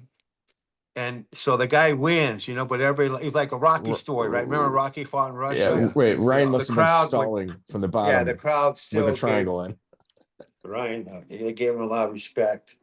Ryan's a tough guy, man. I mean, when I used to spar with him, I get him in a hole and such. He would never tap. He could have been like really famous and good, but he's one that put together that team for Abu Dhabi, the first Abu Dhabi. Well, we had him out listed to interview with us, and then he ghosted us. Yeah, that's Ryan. Yeah. Let's talk about Mike Bitonio, one of your prize students from back in the day. He was good. Mike Bitonio was very young and fresh, and I'm just sad he had to fight Bart Vela, his first fight ever. Yeah. It was a world, the WCC. And there was and the headbutts were allowed. And Mike was so strong, he was a carpet layer, and he'd roll up a whole roll of carpet, and he can bend it and carry it up 6 flights of stairs. And one time we were sparring in my dojo, and I caught him in the arm bar, and I'm locked up in the arm bar, and the guys were fighting around us, and he goes, "Wait, Kaz, let's move." He picked me up with one arm and took me over to the other side of the room. He says, "Okay." That's how strong that guy is. Mike Bitonio was like, God. He passed away. Yeah, way too early. His son is like a 10-year starting lineman. Yeah, he's like the best, most paid tackle in the country right now. Yeah. Joey, he's like a Neanderthal too. He trained with me when he was like 7 years old, 8. Yeah, that's really cool. What was your experience like backstage at that WCC event? Oh, it was hard. That World Combat? Yeah. It was kind of insane. Well, what happened was we were supposed to fight Ben Spikers, the first fight. One of the dirtier fighters from Holland. So, yeah, that's what happened. And not top 5, actually top 10 dirty fighters from Holland. And they switched it just the last minute to fight Bart Vale. And then Bart Vale, back then there's no steroids. You can do anything you want, right? Yep. And he taped his hands, and he had the tape with no gloves. So, when it hits, it would cut, right? He taped his hands, and he was fighting with his hands. And Mike Bitonio was still fresh. He took him down the first round, and then he spinned him over in the cage. But I told him don't punch through the guard. He punched through the guard, and he just said he was tired, and he could think. And then Bartville, I think when he put him over, like Bartville tapped, but they didn't see it, and then Bartville got him in that choke, Arm triangle. and Mike Bitonio just said, "Hey, that hair in my face," and he goes, I just tapped, right? But he got headbutted a lot. That was a brawl. That was a Brutal. brutal brawl. Yeah, I think Bitonio, that's another guy that passed way too early. Yeah. Like he Young. had really young, and he had like that young child that, I mean, it's was so sad he didn't get to see his son make it to the NFL. Tell you, those genes run deep, man. And maybe that little anger is what fueled his kid to be so good on that offensive line. Right. Yeah, he was big like Mike, big boned. Oh yeah. Like Mike, like everybody says when they like Antonio McKee, everybody says when they see you to spar with Mike Bitonio, they say, man, when he gets a hold of you, it's like, God. Yeah. Yeah, if you look at that fight, he went in and he took him down in the first round right away. But he was still experienced. Mike Bitonio, that was his first fight ever. Bartville had probably how many fights under him? Well, plus his pro wrestling. There's a lot of pedigree there. Yeah, he had a lot of things under him. And then, another person used to fight in my show, Beau Hershberger, which is really good. Machado, Hickson Gracie black belt, right? One of the few ever. So Beau Hershberger was incredible, man. On the mat, he'd wipe you clean, in the dojo. Mm-hmm. But when I step in the cage, man, I blank. I get butterflies. Some people, the crowd will inspire you, and then some people wouldn't inspire him. Like Beau would get nervous, in the cage. Chris Lytle took that fight on a last-minute notice here in the Midwest. Ended up beating Hershberger. Hershberger would be another really good one. I'm really interested to kind of see his take on, Hickson Gracie black belts. There's guys that have been there 20 plus years chasing their tail, still not black belts. Oh yeah. Always a fancy reason as to why, but yeah, interesting. Let's kind of change up the conversation a little bit. I think Kayeki gave him his black belt. He was with Hickson in brown belt forever. Did he leave at brown belt? Huh? He left at brown belt? He left at brown belt with Hickson. You're right. I think you might be right on that. And then Kayeki gave him his black belt. Wow. Yeah. What about Armando Garcia? When was the first time you ever had any dealings with him? Yeah, we used to call him Armando UFC Garcia, right? But Armando Garcia, what happened was, you can see in my emails, you've seen that probably 1,000 times. Yeah, you sent me countless messages about this. Yeah. Yes. Yeah, he said he was still going after judo and jiu-jitsu in 2005. And he was kind of fresh. I don't know when he got in there. He got in what year did he start at the Athletic Commission? I think it was like the early 2000s. And I think 2001 or 2 or 3. So anyways, you know how I get push and push and push and push. I was pushing him. Finally, I got him to come down and meet me in San Pedro. When he came down to San Pedro, met me at the brewing company, and I showed him all my documents that the MMA went through in 2000. Here's this proof. Here's my fingerprints. Here's all this, and I showed him all my documentations about the octagon, about the cage. And he looked at it, and his eyes looked like Marty Feldman, man. His eyes just opened up, and he goes, "Hey, Kazja, and man, is my word, I'm gonna get back to you when I get back up to Sacramento." Well, he went back to Sacramento, and he never got back to me. But right then, they put MMA through 2006, 2005, right then. So right after the meeting with me, he pushed it through.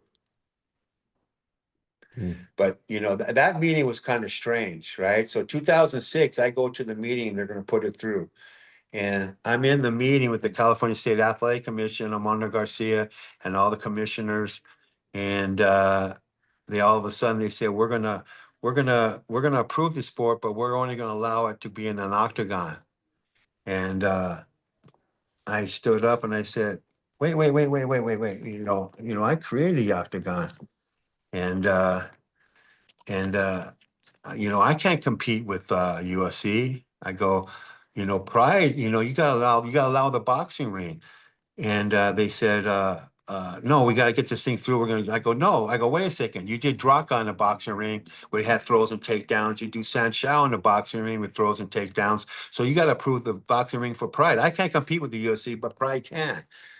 So right then they says, okay, we're going to approve the boxing ring. They approved the boxing ring that day, and the owner of Pride tapped me on the back and he goes, thank you, Kazja. Thank you for helping get the approved. So, but 2 weeks later, they scheduled another meeting. Kirk Hendricks, who was working for the California State, he's working for the UFC now, scheduled another meeting, and I walked into that meeting, and there was all new commissioners, all new commissioners, and they started saying that, yeah, we're not gonna, we got to push this through. If we don't push it through right now, we're gonna change everything. And I go, wait a minute. I go, it's already went through. The rules already went through, and they said, well, we're not gonna allow the boxing, and we're only gonna allow an octagon ring, right? Yeah. But me and Rob Lynch, when we wrote the rules, he asked me, he goes, Kazja, can we make it just a fence, like any type of fence, a circle fence or this type of fence? And I go, yes. And then I have the proof that there was gonna be any type of fence. But that day, they said you only can use an octagon. So all the promoters that had different types of fences and different types of cages had to use an octagon and then pay the UFC a certain fee to use an octagon, and that was an extra cost to their events. And that was totally illegal. Joey, you also. We cannot let Kazja finish off this interview without addressing UFC 6, John Matua, Tank Abbott. What was your experience at the UFC? Oh, the nightmare. So what happened was John Matua went to the Gracie's and wanted to get in a fight. And they says, you get in a fight, you got to go somewhere and you got to have somebody put you in it. So John Matua came, he trained with me maybe 6 months, right? Huh. He trained with me. And then now if you watch this fight really close, John Matua kept on saying he's going to headbutt Tank Abbott. And I go, no, you're not going to headbutt Tank Abbott. Come on, man, don't headbutt Tank Abbott. And right at the beginning, you'll see that he tapped and he headbutted Tank Abbott, and you'll see a little monkey bump pop up on Tank Abbott's head. Right away, if you look really close to it, you'll see that little monkey bump. And you can knock yourself out and still fight in a fight. You're like in a fight. Right, yeah. He could have knocked himself out, and then Tank Abbott just laid into him because he was probably already knocked out. And I go, God, I told you not to headbutt Tank, But, back then you had steroids and you can do anything doing that show. So who knows what Tank was on when he fought that show. Yeah. Matua, as big as he looked on camera, in person, he was even bigger. He continued to fight. Did you train him for any of his King of the Cage fights, or was it a one and done with you? No, he won, and then he wanted to fight this guy, Carl Frank, in Hawaii. I remember Carl I know who Frank. that is. Yeah, I've seen his record. Frank. Yeah. And Carl Frank told me he wanted to, he goes, Kazja, man, I train and I train and I train. He goes, all the time I put in, I make as much as a McDonald's person, it's not worth it, so. And then I never seen John Matua. Really, after that show, I never saw him. He went back to bouncing, I guess. Yeah. Kazja, any words of wisdom you'd like to leave our audience? No, it's just keep on pushing. I keep on pushing, and I'm not going to stop. And I said, right now I'm putting everything together. I'm going to do the book. The first book I'm going to do is called Jiu-Jitsu Banned, the whole true story about jiu-jitsu and judo. And that's all in the making right now. That's what I'm pushing through right now. Then after that book's done, then I'm going to do my whole story, try to get it on the book before I turn 70, but, in the martial arts, I always say now, it's not style or system, it's ranges. Okay. There's only one way to kick, right? You blend all the kicking. If you had to take it, you learn all the kicks and you blend it, right? There's only one way to punch, only one way to trap, one way to grapple. So combine now people's, evolve your system, keep on training And I'm gonna keep on pushing. I'm gonna keep on pushing, trying to push. I still teach. I enjoy teaching. I have a lot of good students right now. I have Kaylani. She just won the California State Amateur MMA belt in California. Kaylani. I have this guy Gio, who runs the kid youth MMA.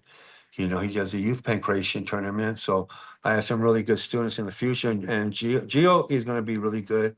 And then Layla right now, she's focusing now on wrestling. So she's going to get a scholarship for collegiate wrestling. And I told her to get that because, see, wrestling, you got the Olympics and you got college, you got scholarships. Right. And I think now they're putting jujitsu in schools now, colleges. Really? Yeah, there's more clubs. Yeah, mostly clubs. Okay. Yeah, so hopefully, and now maybe they get catch wrestling in, but it's good. One thing that's good right now with judo is they're allowing leg takedowns again. That's back good. in the Olympics. Yeah. Because all the wrestlers back in the day, all the wrestlers would, on the off season, they would train judo. But then in the Olympics, they took out the leg takedowns. And so a lot of wrestlers then do judo on their off times now. Now they're getting back in and judo's doing the leg takedowns, which is good. That's good. Kazja, this is a long time in the making. Greatly appreciate your time, man. Yeah. Kazja, all right. Thank you. Thank you for everything you've done for the sport. All right. Thank you. Take care. Not bad. That was a good one. Good one. We got to the early days stuff. Hit some of his conspiracy things. He's a guy that is like a very tenacious. Yeah. Kind of surprised about the Tapout MatRat thing. That he wasn't more pissed about it? I mean, what the fuck? These guys angry about everything. That's true. But he wasn't nearly as focused on his clothing line as he was on his promotion. Didn't have to. They took it. Like, here's the thing. All right. I mean, let's just be very direct here.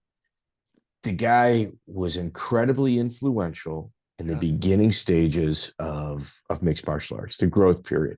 Right. Some would even argue ahead of his time, where the UFC octagon design, you and I have said it, like we've even talked about it with Herb Dean. Right. I think even Eric Paulson, it may have come up with. We believe he absolutely had that octagon pre-UFC. Right. And for the UFC to sit here and go, no, this guy John Milius did it. Well, he's a movie guy. There was an octagon. It wasn't his octagon. That was the one misconception, but there was an octagon in that. I maybe that gets him around the loophole. I don't know. Wait, was the movie Octagon based off of Kazja's model? Because Kazja's actual octagon was built after. It gets very muddy. Yeah, it gets muddy, but the dude was right there. And the amount of money being spent around this time to build something that was kind of unproven, you're talking like 10 grand, 10, 15 grand back then. Not just unproven, like illegal. To put that kind of money in a cage to do a show that is explicitly not legal. Nuts. Yeah, it takes a crazy person, and there was a lot of crazy people leading the charge, and he was one of them, and thank God for it. Yeah. All right. Here's the thing, Joey. We should probably have a second show occasionally where we talk about odd topics, because recently people raid our library all the time, and they create their own content with it. That's not true. What they do is they edit our created content and they pretend like it's theirs, and they get like some sort of achievement from it or gratification, even though they've created nothing other than understanding where and how to edit. Now, I can sit here and say, man, here's your participation award. But the counter is, then why don't I do it? Why don't you and I do it? And the bottom line is because we're creating content. Right. So what we've done is, on our more desirable interviews, we have set the YouTube terms in agreement to the non-traditional licensing agreement, which means you, the creator, have to contact us if you want to use our stuff. So generally speaking, like you and I just turned 50. I shouldn't say I'm 50, but you and I are of the generation where you look at somebody in the eye, You shake their hand and you say hello to them. Yeah. That's how you introduce yourself. So it's You don't just unfortunate. pick their pockets. No. So it's unfortunate, like these kids today, they've never had parents that explain that to them, or if they did explain it to them, they were stuck to an iPad to where they don't understand that's how you greet people. So anyone that wants to use our stuff has to come in and say hello. And when you don't say hello and you use our stuff, we're striking the channel. And when I put in your comments, man, and I'm not rude, not aggressive, you probably should have contacted us before you used this. It's unfortunate you did it this way. I would suggest you take it down. When you taunt and then say, well, I'm a big fan, but then taunt and then delete the comment and keep the video up, it makes me get legal involved, which, dude, I got a fucking free attorney right now. This is like the third time in my life I've got an attorney going, dude, I'll take any calls you want. I don't give a fuck. Help me write the letters up. I'll send it over.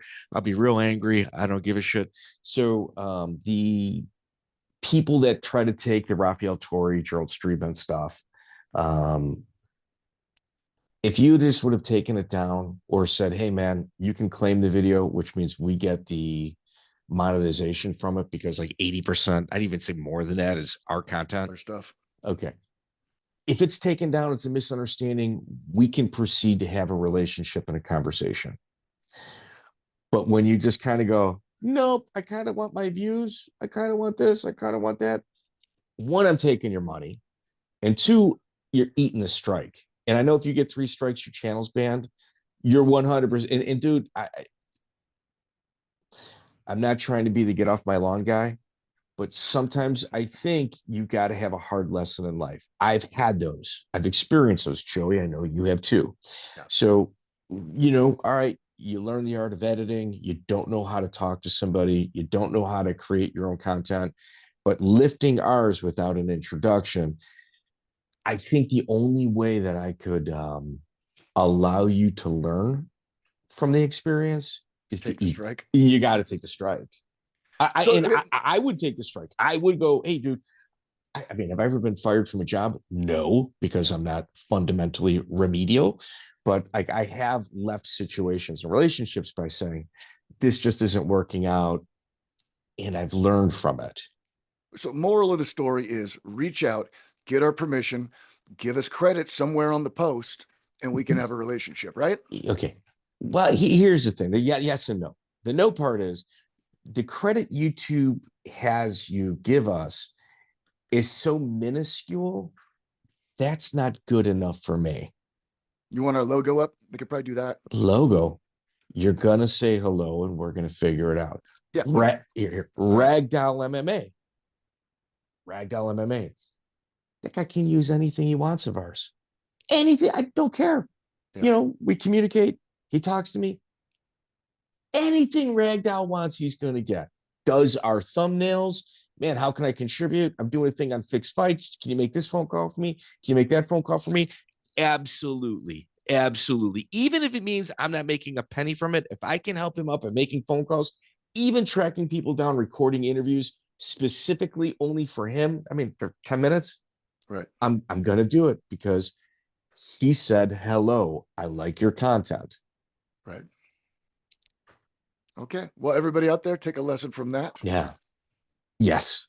Yeah. So sports lore, LORE from, dude, you did a phenomenal job editing our Gerald Streetman, taking, condensing it, cutting me and you completely out of the video and only keeping Streetman in. You did a really good job of taking Chris Brennan, cutting me, Lytle, my old partner, cutting us completely out as if you talked to him. You took the tapes, the friggin' tapes that I got of the Gerald Streetman, like murder stuff. Mm-hmm. It was like a friend of a friend of a friend that like was going through his attic 20 years after going, man, these things might be good. They might not be good. Huh. And I like nobody's got that. Nobody's got that. You're not doing it, dude. You're not doing it. And anybody in the future, you should probably talk to us. You just Screw you. We're easily accessible. You can get a hold of us pretty easily. I mean, to find my phone number, do you know how many dickbags call me that I think that like I don't want to talk to? You know, very easy. So, Joey, there goes my rant. This was a good one. I pushed for it, so glad I talked you into it. Maybe not talked you into it, but I'm glad we got to Finally get it done, because he was influential in the LA scene, and I appreciate him. Yeah, absolutely, absolutely, man. Great. I think. Can you reach out to Steve Heath? I'll check it out on social. I don't know. Yeah, I'll he's on. I'm almost positive he's on Facebook. Yeah, I'll send him something today. We may uncover a fake fight right there. Ended in a cut, though. Ended in a cut, though. Maybe it was bad blood between teammates. No, I was looking at his record. When I said it stopped by a cut, I was wrong. I was looking at the Steve Berger fight. This actually went to a decision. So maybe it was a sparring session. I don't know. Steve Bruno. Either way, he'd be good to talk to. Absolutely. Excellent. Joey, do your thing, buddy. Absolute pleasure. Take care.